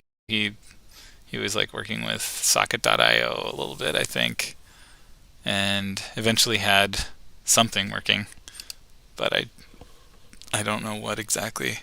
You could download it and find out. If I remember right, though, it was not really a game. It was just something you could see on both sides of the network, or on whoever had it open. Yeah, it sounds like it was a tech demo that he got working just to see if you could, actually do socket communication between two different web browsers and stuff. That was sort of what he wanted to learn. He played with Phaser a bit too, but I don't know if that was part of the final experiment or not. Okay, Ham Jam? Dan Man Ham Jam? Farmer Dan? Can you say it 10 times fast? I don't think I could. I don't think I could say it 3 times fast. Could you try? No. Oh, no fun. I think I would end up saying something that it's inappropriate. Anyone here who worked on that? I know Super Moose is often in chat, but is he today? Yeah, David Mann is clapping. It's practically David Mann Ham Jam. Did you work on this one, David? Now I gotta wait like I don't know how many seconds for the delay. See if he even responds. I don't know who Driffits is, so that could be David. Hardware programming, project management, story, and no, Adrian. Okay, no. Well, I don't know what to say about this. All his hams have escaped into the corn maze, and they are eating it all. Actually, they posted quite a few times, like during the jam, some screenshots. So I could probably show more screenshots that are on the webpage just by opening up the Discord and scrolling back up through it. We had a share your progress page where there was stuff that got posted pretty frequently. But one of the cooler things about this project was that they had you were actually walking through the corn maze, and there was like a fog of war, basically. Like you couldn't see that far around you because you were inside a corn maze. But when you were outside of the corn maze, you could actually see the whole maze, which I thought was kind of neat. And then you had to catch pigs. That's all I really remember. So let's move on to the next one. Death Duck 1.1. Is Tori around? Where's Tori? I didn't actually see Tori like in chat or anything until Sunday, and I don't know if that. I apologize if that was just because I missed you, Tori, but I think I would have noticed. I don't think Tori's here either today. Dan Man, not Dan Man. Oh, okay. That's pretty good. So yeah, Tori made this, I think it's Twine, Death Duck game. I did try and play some of it, and I admit that I didn't get very far. But you can go here, just toriekamal.com/GGJ/DeathDuck and play it online. We could play a little bit. Here's a broken image. I don't know if it's supposed to be broken, but I think you have to click it. Oh no, you click one of these two. Face to face or close your eye. I didn't. Obviously, we didn't read the narrative. It's a Twine game, so it's like mostly a narrative game. I'm not going to play a narrative game on the stream, but this is a thing you could play if you wanted. And eventually, there are there's some fun images, including this like death duck. Okay, we already talked about your last friends on a planet you found. Herding chickens? Does anyone here worked on this one? I want to say Doug worked on this. Is that true? Yep, Doug and Peter. You guys around? I don't see anyone in chat saying that they worked on it.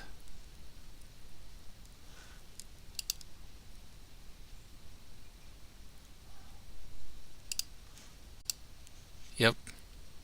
Steps recorder. I don't know what that means. Steps recorder?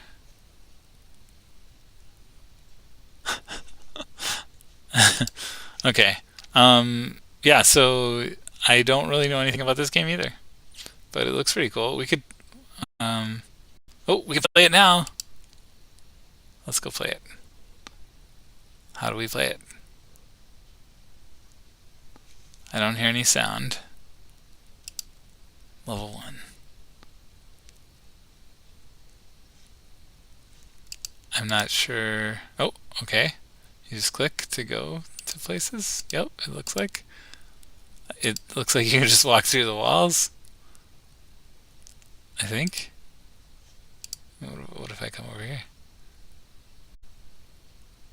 Yes, you can definitely just walk through the walls. What is my goal in this game?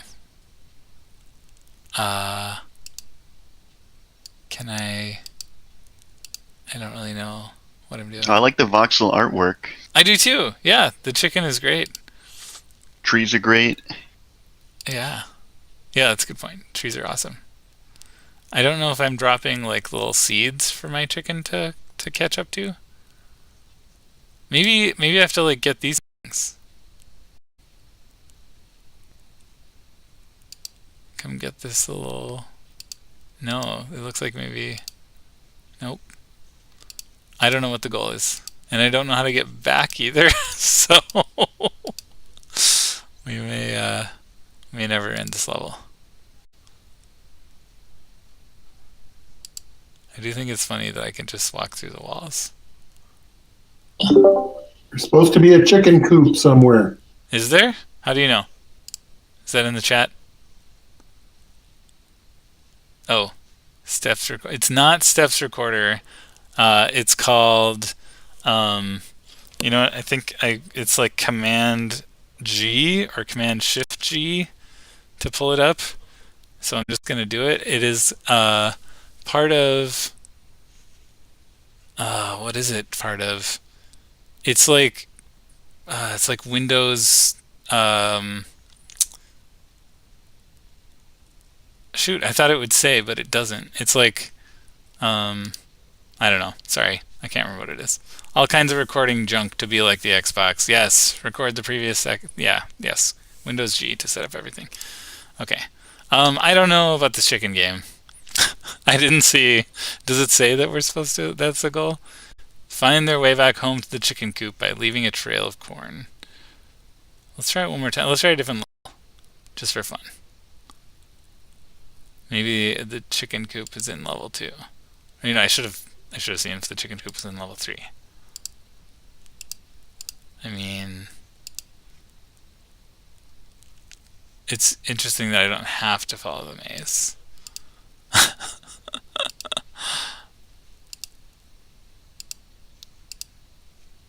Yeah, let's try level 3.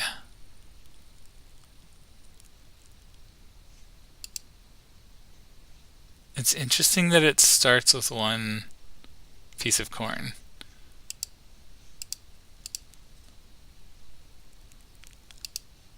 I think it shows potential. Okay, next game. What is it called? Oh my gosh. Okay, here we go. Lost for Words. Did anyone work on this game? Is about a few straggling survivors trying to find their way to safe harbor as a deluge swallows the land. The water has washed away some important words, and you need to read and reread the stories to locate the missing pieces and reveal the correct path. There's an executable, but not a web-based link. I don't know anything about this.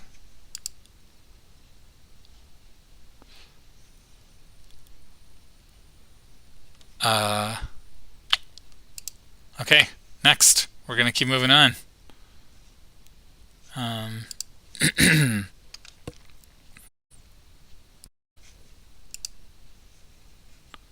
My Little Abyss. Have you ever lost something under the sofa or between the cushions? You look everywhere, but it's nowhere to be found, almost like it's gone to another dimension. In Little Abyss, you play as Floppy, the keeper of Abyss of Lost Items. Your job is to return items to their rightful owners by dragging the correct item into the light. There's a game website and a repository link. Some really nice UI artwork, I think. I like this, like, kind of a It's very like Prince icon reminiscent, like this like drawing style. I like it. Oh, really nice artwork, I think. So there's an executable, source files, download link. Let's just go to this game website and see if it's actually playable or if we have to download it. It looks like we have to download it. I'm tempted to try it out. What do you think? Should we try it out? No one's responding in chat, but now let's move on. Well, this looks nice though. I think this looks awesome. Next is the game that August and I worked on. I think August is in chat. Are you gonna speak up now?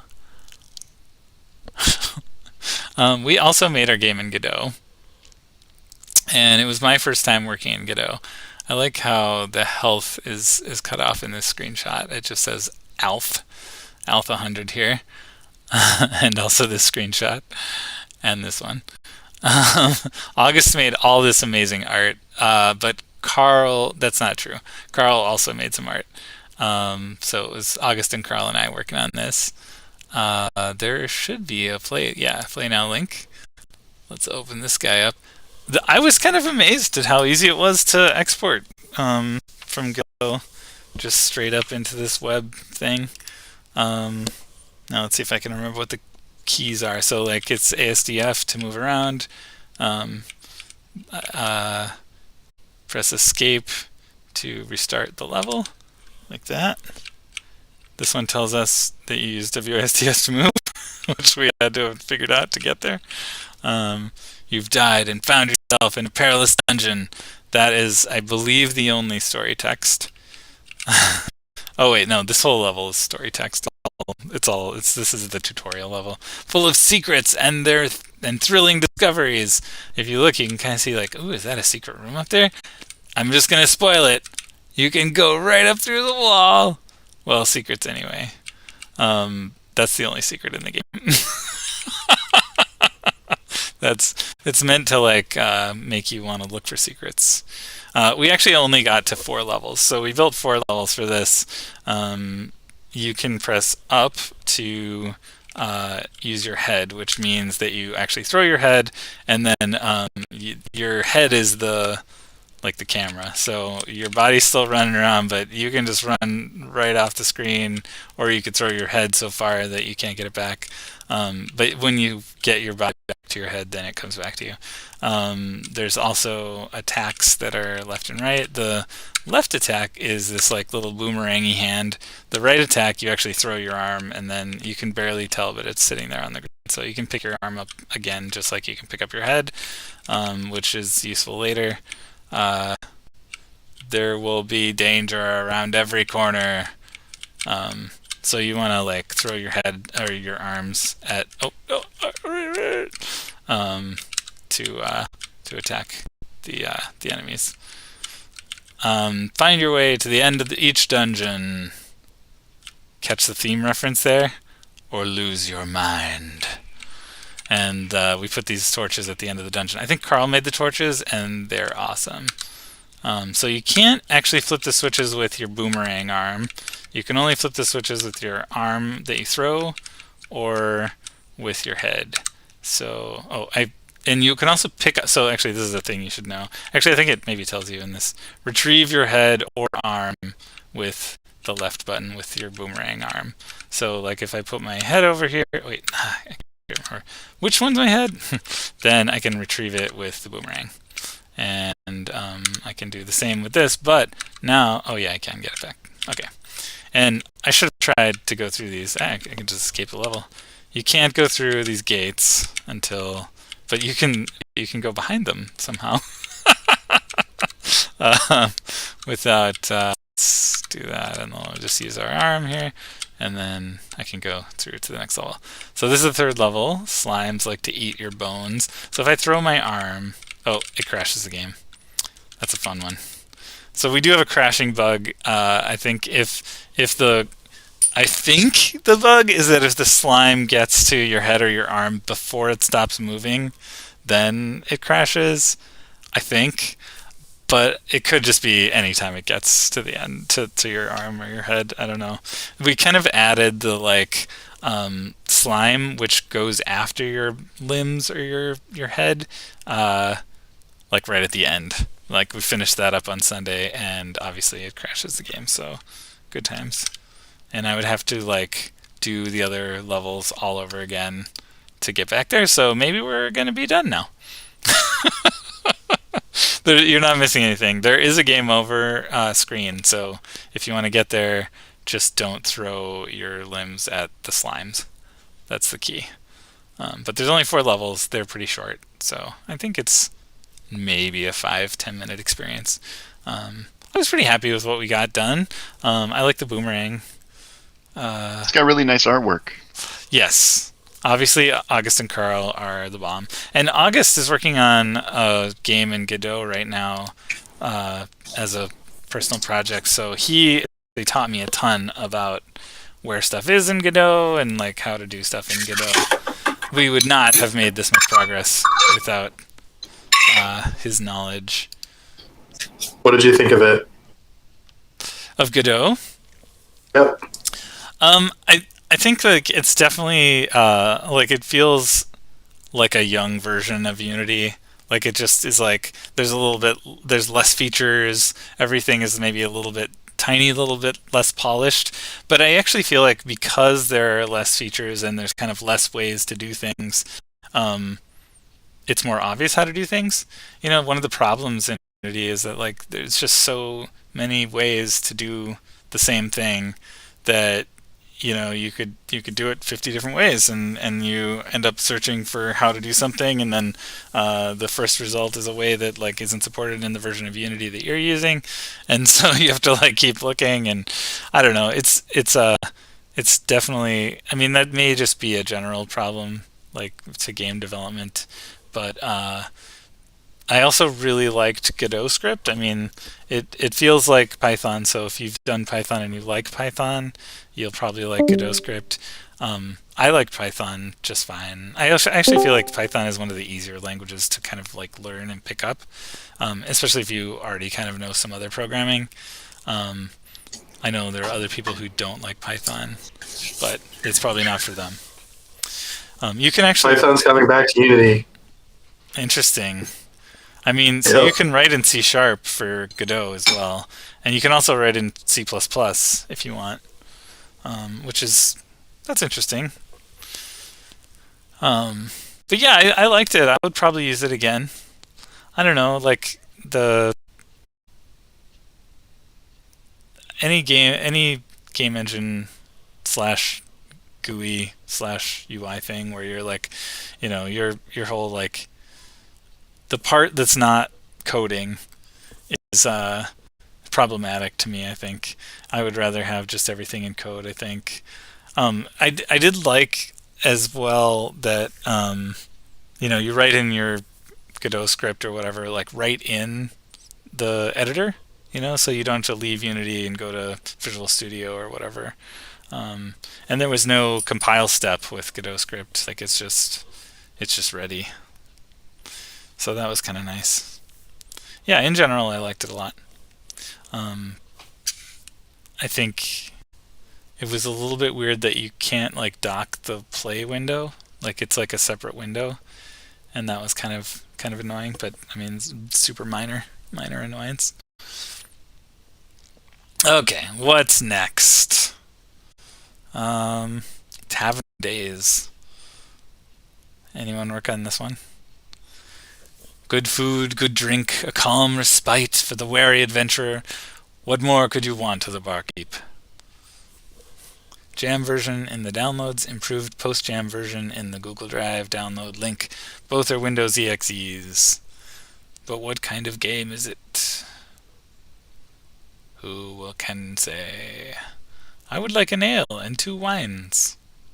I mean, it looks like it has some fun artwork.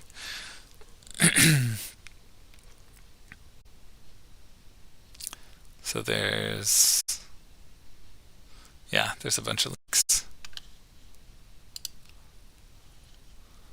Violin game.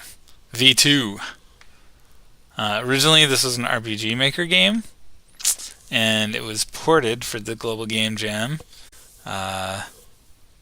to Game Maker.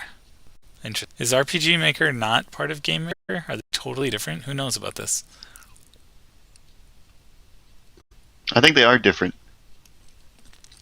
I had no idea. I thought they were the same thing. I guess I just thought RPG Maker was like a plugin or something for Game Maker. Obviously, yeah, it sure sounds like that based on the name. Right. That might have just been completely based on the name.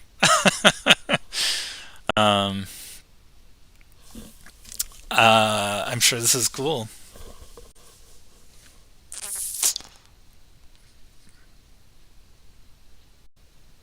It looks fun. Like there's a violin. I saw one of Lizzie's GIFs on Twitter. It looked really cool. Oh, yeah? I almost want to go find it now. Like, have a little bit more for this game. Like, there's just nothing really. There's, like, you can more styles. That's pretty much it. Is she just Pixel Lizzie on Twitter? I'm not certain I saw it on Twitter. It might have been in the Game Jam chat. So okay. Sorry about that. Who knows? Well, I won't go digging for it then. I know she's also on Instagram, so could have been anywhere. Is Peter in the chat? Probably not, and we know Shanti's not here anymore. I forgot Shanti worked on this.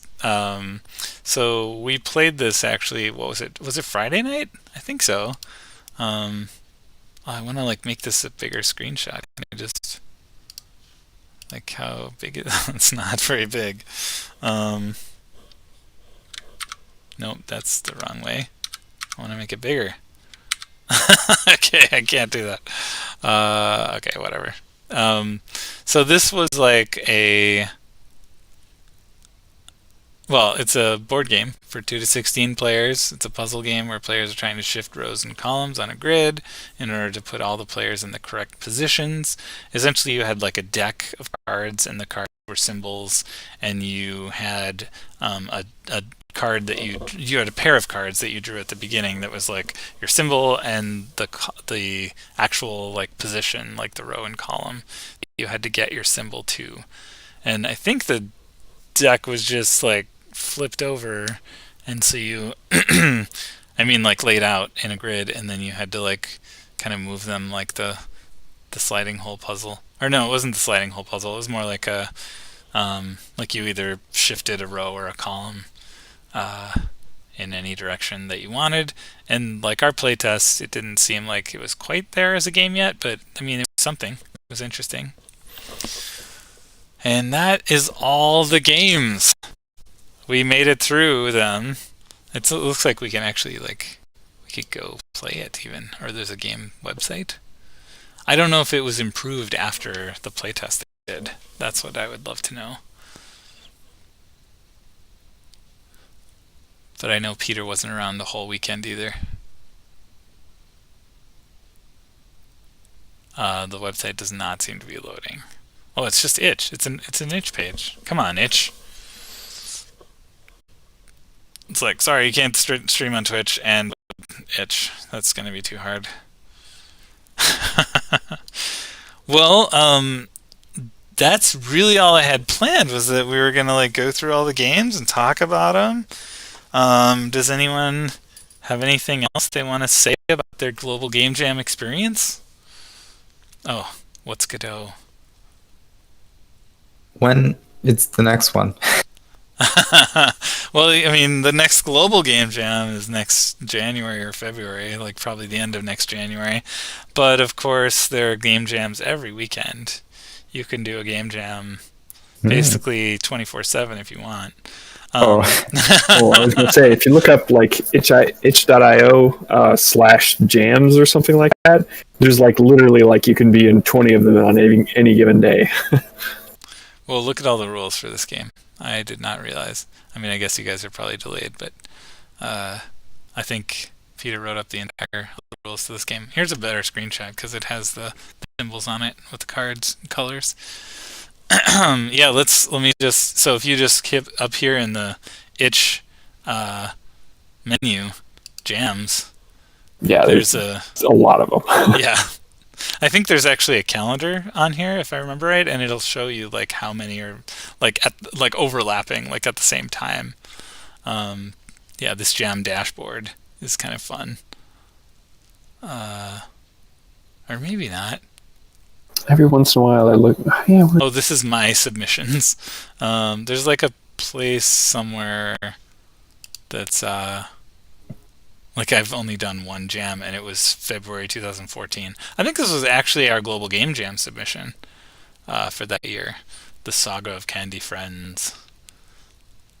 But yeah, somewhere on here there's a page with like all the jams that are happening at once, and it's kind of amazing.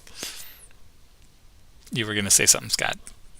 Oh, I just like I've often like pulled it up thinking like I should do one of these, and then I've never done it other than the Global Game Jam. I used to do what's it called? Let 'em Dare? Yeah, Let 'em Dare. Which no one knows happens, how to pronounce it. It's either Dare or Dare, whoever you ask, I think. Oh yeah, I just didn't scroll down far enough. So here's the calendar. So what is it today? Is the 10th. So there's the Pixel Game Maker challenge happening right now. There's the Great Troika Space Pocket Sphere Jam, Valentine's Day Jam, Strawberry Jam, Indiepocalypse Issue 15, a paying anthology. That's interesting. Like, are they paying you, or is it you're paying for them? I don't know. But like tomorrow or Friday, like look at all the other jams that are starting. Like so many. There's a Black History Month jam. That's cool. There's only one person in it. So that's the thing, is like a lot of these are just like somebody wants to do a jam, so they make one up. But like here, there's 54 people doing the 10 grand EL Global Game Jam online. Wait a second, is this still the Global Game Jam happening there? There's a Southampton Game Jam 2021 that's going on with 45 people. 27 people in this Open Game Art Winter Game Jam. 89 in the So You Missed a Game Jam. Yeah, so I mean, you can just create your own. You can be like, I don't like any of these, I'm gonna make my own. I want to do the Treat Yourself Jam. What is this website name again? It's itch.io. Some people call it itch.io. Some people call it itch.io. I am not sure what the correct pronunciation is. But it's a cool site for if you want to host your game jam game somewhere.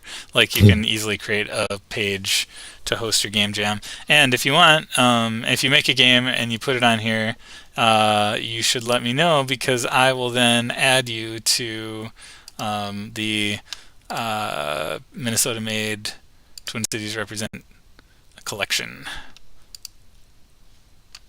Like that. And we can go look at what collections this thing is in. Somehow there's a way. Maybe we just look at collections. I think that's the only public collection I have. But there's a ton of Twin Cities made games in here. Nice. Yeah, I think more than that slider even. So yeah. Thanks everybody for participating in the Game Jam, and for watching this stream, and for coming to IGDA. And if you completed the jam, like, you did something awesome. So congratulations. And if you didn't, you should join next year. Can I make a suggestion? Yeah, tell me, Scott. What do you want? Could we go to Rec Room and play the game that we all could play together? Yeah, can we play your game, Zach? Like, how do we do it? Maybe we'll organize something for that coming up here. There's excuse me for trying to be spontaneous. There's a step. There's a step in between levels where someone has to manually walk around and replace the buckets. there's a couple little warts still there, but No, it's Prozac. What are you talking about? But yeah, I think that would be fun. It's interesting to see how it scales up too, because we could only test with 3 or 4 people, and then on Monday we had 8, and eventually we had 12, and it broke everything. Nice. We had to rewire the game rules real quick, and then we'll organize something after the MNVR, or maybe a date. We'll pick a date there to do it. Oh yeah, we could do it. Could you just really quick described sort of how you programmed in VR. What is the programming environment like? Are you connecting things? Are you typing? Or? It's a bunch of little chips that do real basic logic stuff, and specialized chips that are like, retrieve stats for this player. So you pass it the number 4 to get 4 stats, or this is a chip that sends out a signal when someone gets hit. So how do you connect the chips? You wire them together with your all-purpose tool. Gotcha. Yep. Your maker pen. Yep. And everything you make uses ink. and ink is like a concept of how much CPU and GPU resources the objects in your world take up. So your pen, when you make stuff, subtracts ink, and then there's a bar on your create menu that shows you how much ink you're currently using, which is basically shows you how close you're getting to the limit of what you can do without overtaxing the hardware with your current scene. Did you guys run out? Like a polygon limit sort of thing? It's like an all-purpose polygon limit CPU GPU gauge, and the more complicated what you're doing is, the more ink it takes. For instance, in one of our war rooms, Zach was using some network connected whiteboards, and his plan was to originally decorate the room with them so that you could have drawings of all the parts you're going to build, and they took up 10% of the ink or something crazy, or 5% per board. Yep. So we couldn't do that. So how do you put parameters in and stuff? Is it all sliders and stuff, or you can click and type? So you have on your pen, when you look, so you tip your pen up. So you have to be an administrative level for the room that lets you be a creator. And then you can pull your maker pen out of your backpack. If you look at the top of the pen, a menu appears, and it has a create button, an edit button, a configure button, a scale, move, all the basic kind of modes you would want to have for editing content. And so, in the case of the chips, you can go to the create menu, and there's a category specifically for chips for game logic, and then you can use your hand and click the button next to the one object you want to create, and then you click the trigger on your hand that's holding your maker pen, and it creates an instance of that object in the world. And then you can place a bunch of chips next to them, and then put your pen in wire mode, and then you can click on the port off the chip and drag it over to one of the other chips, and that connects the circuit. So each chip has input and output ports, and then it has a base level configuration that you can open in a window that shows if it's a complicated chip that has internal logic, you can configure that logic through a menu system. Cool. And then by just connecting the chip ports, inputs and outputs, you can build up a circuit essentially that's your logic for whatever it is you're trying to do. You can attach that to objects. So certain objects have the collider object has input and output ports that are one of the ports is when a player walks into it, it automatically fires off an event that sends out their player ID. So you can wire into that port and then have it do some logic based on that kind of a thing. And that's a bunch of our logic is based on entering and exiting trigger volumes like you would do if you were building it in Unity. But in this case, you're doing it all visually using the maker tool. Thanks. And you can Wait, select so a bunch of chips I and don't want to collect shut them down. this conversation down, but I do want to shut down the Twitch stream. So thanks everyone for coming.